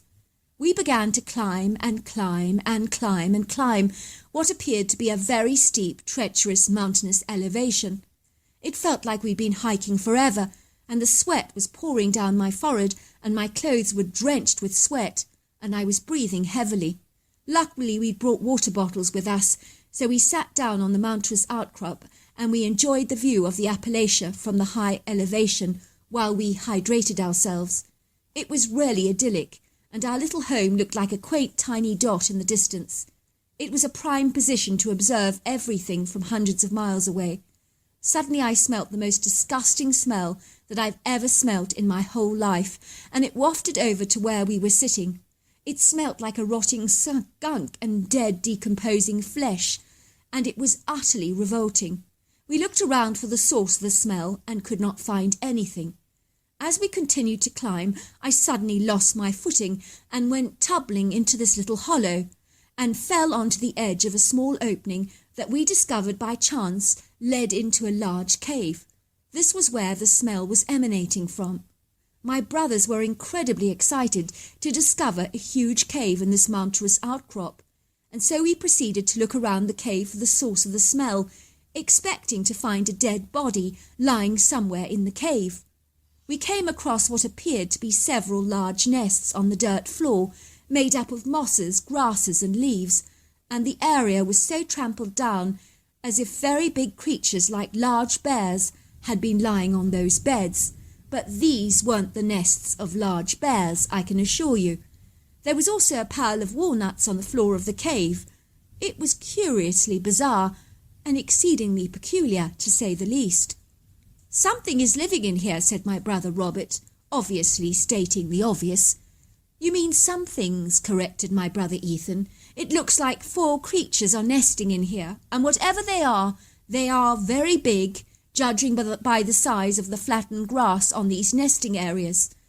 We had lived in Appalachia all our lives, and couldn't make any sense of these nests at all that we had discovered, as they did not fit the profile of a bear or any other animal that we knew of. When I smelt the grassy beds, I realized that the ghastly smell emanated from the bedding, so it would appear that who or what was lying in the bed was the real source of the stench. "We need to come back here," said Robert, "another time when we're armed. I'm eager to find out what these creatures actually are," he said, with a broad beam developing on his face. Robert was exceedingly excited and intrigued, and was the most adventurous in our family, and simply loved resolving mysteries and puzzles. Ethan and Eric, on the other hand, were not as enthusiastic about this crazy idea, because they were much less spontaneous, and were so grounded that they didn't like to seek out things that could potentially be dangerous. "No, I think we need to leave these creatures well alone," because whatever they are, they're not small, they smell rank, and they could potentially be aggressive and very dangerous. That evening, after a long, tiring day of exploring, we all retired to bed very early, only to be awoken by these loud, thunderous bangs all around our home. Bear in mind, at the best of time, our house was not big, but we could tell that something really hefty was walking across our roof and appeared to be banging the timber beams. The commotion was so incredibly loud that all three of us kids and my mother snuggled together in the middle of the house, clutching each other in fear, while Ethan hung on to his Remington rifle with hands that were so tight I could see his knuckles had turned bright pink. Amidst this chaotic commotion and upheaval in our home, my stepfather was zonked out by too much moonshine and was snoring loudly on the couch, seemingly oblivious to the barrage of activity taking place outside our home. "What on earth is going on?" cried my mother. "Something is on our roof trying to terrorize us." She tried to wake up our stepfather, but he was like someone who was under a major anesthetic, because nothing seemed to rouse him. That moonshine had truly knocked him out. The banging on our roof was utterly relentless, but things got even worse as we could hear the loudest roars that were so utterly terrifying that even the china on my mother's dresser started to shake and vibrate, and the picture on the wall came crashing off, landing yards away from my stepfather, violently shattering, and glass went flying everywhere. Suddenly my stepfather woke up with a start, and in a drunken stupor he grabbed his rifle and stumbled to the door, yanking it open. "Those bloody bears," he said, rambling out of the house, wobbling precariously on his skinny legs due to the effects of the moonshine, which appeared to make him incredibly unstable on his feet. "Bert," my mother cried out, "get back in! There's something big and dangerous out there." It was too late. Bert hadn't listened, and my mother quickly slammed the door behind him because she was afraid those creatures would come running in. She immediately put the lamp outside on the ground to help Bert see what he was doing, as we had no outside lights in those days. She was so terrified that whatever was out there on the roof would come bolting back into the house. "The stupid, stupid man," I could hear my mother mumbling to herself. "I told him that moonshine would kill him. I told him, but he would never listen." Ethan was looking outside the window, and I could hear him saying, "What the heck is that?" So I scurried over to the window to observe what it was that Ethan was in fact looking at. Bert was there fumbling around with his rifle. He appeared confused, muddled, and very disorientated. He didn't seem to know one end from his rifle from the other, which was very odd. He was trying to defend himself from this monstrous black giant that literally bounced off our roof with the agility of a pussycat and came thundering towards Bert at record speed. Bert literally unloaded his rifle, but not into the creature as he had intended, but into his own chest. He fell back instantly and just lay there lifeless in a bloody heap on the ground. He had accidentally just killed himself in trying to defend himself against this curious animal that was about to attack him. The animal lifted Bert's deceased body into the air and threw it around several times in his large jumbo-sized hands, as if Bert was some kind of a soft toy. The creature was so colossal that he made Bert appear like a tiny rag doll. That's how pathetically small Bert actually appeared. I remember standing at the window. It was a full moon, and the light of our oil lamp outside made me see even more clearly. I was frozen and incapacitated by a fear that I have never known, so much so that I was literally incapable of moving a muscle. My heart was pounding in my chest so fast and so loud that I literally heard every single beat. I am certain that my eyes were as large as saucers and that my mouth was hanging open like a fly trap. I was unable to believe what I was actually witnessing with my eyes. I was almost certain I was going to awake from a horrifying nightmare, only to find that it was just some dreadful dream. This could not really have happened, could it? The creature was like a human giant. I know of no other way to describe him.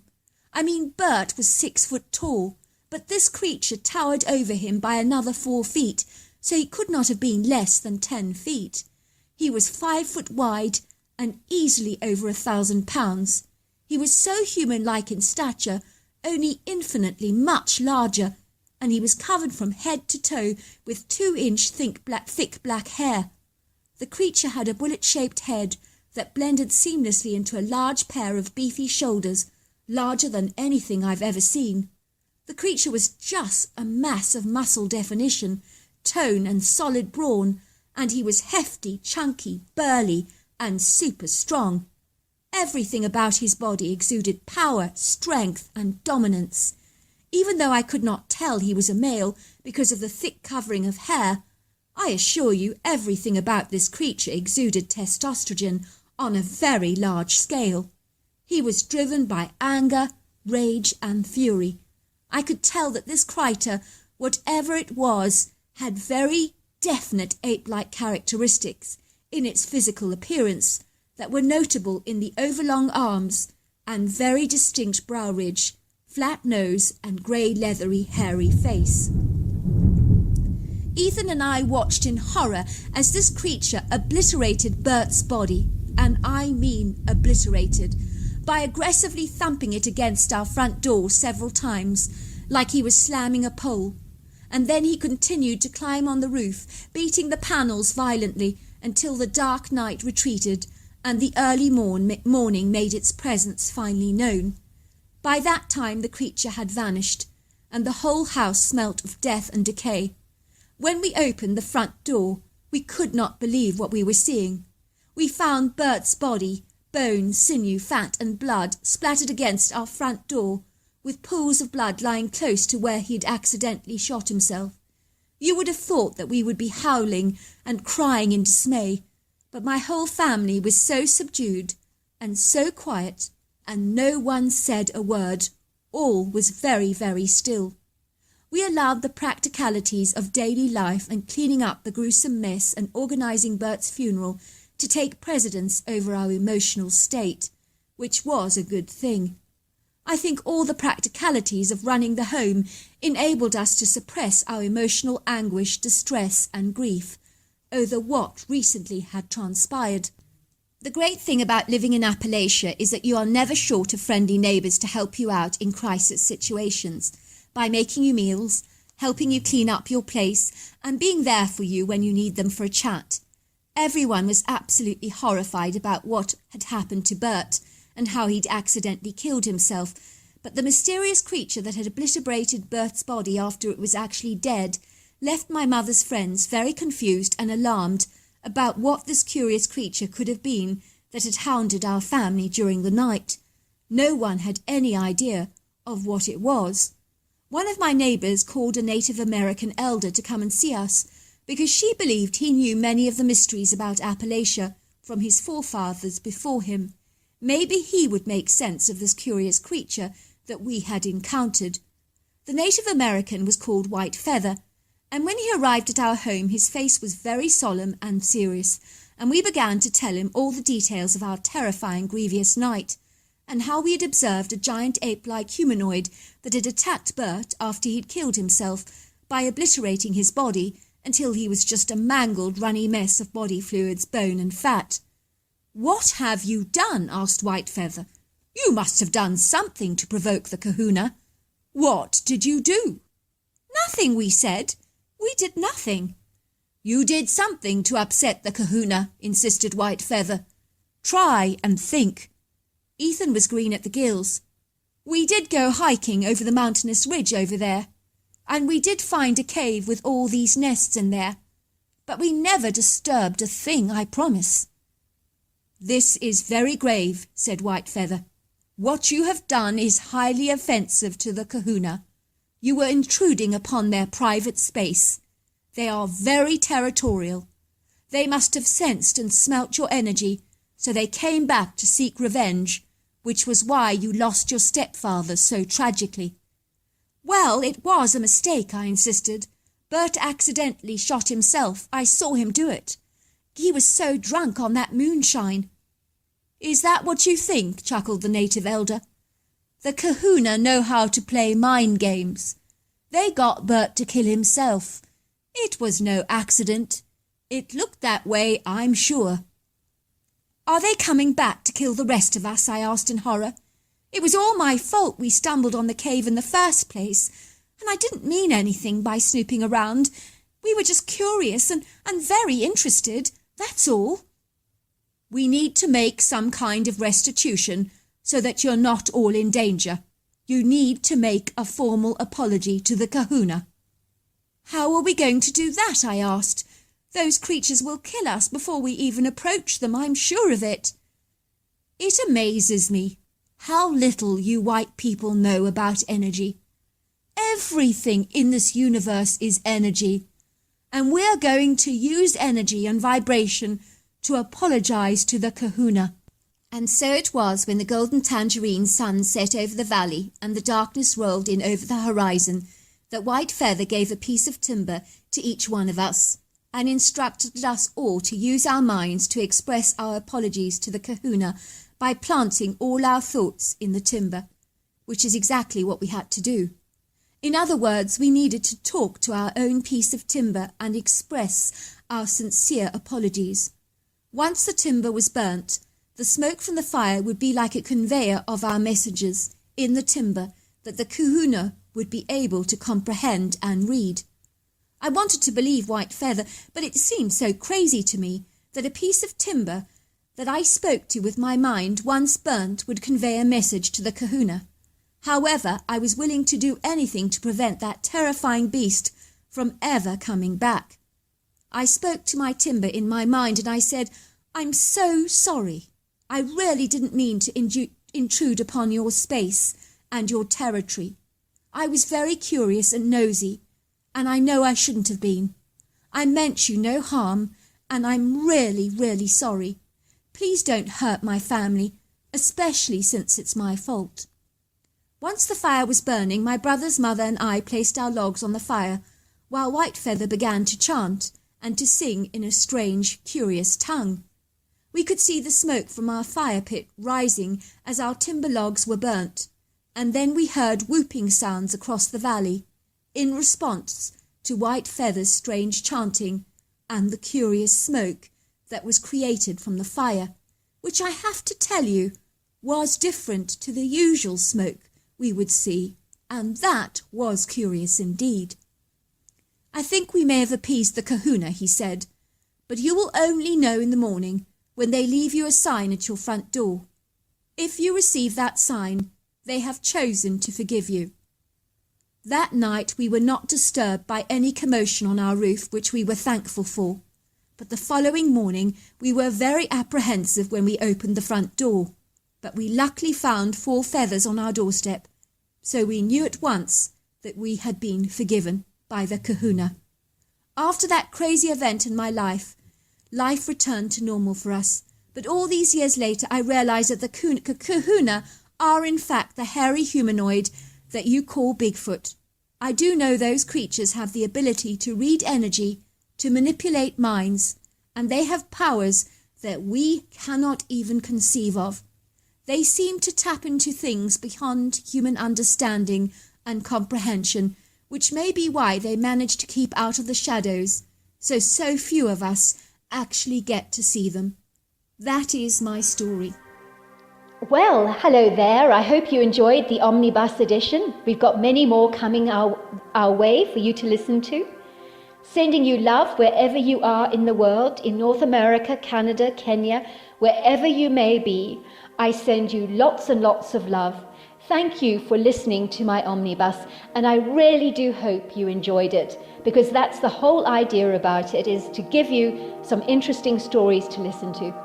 So until next time, goodbye and good night.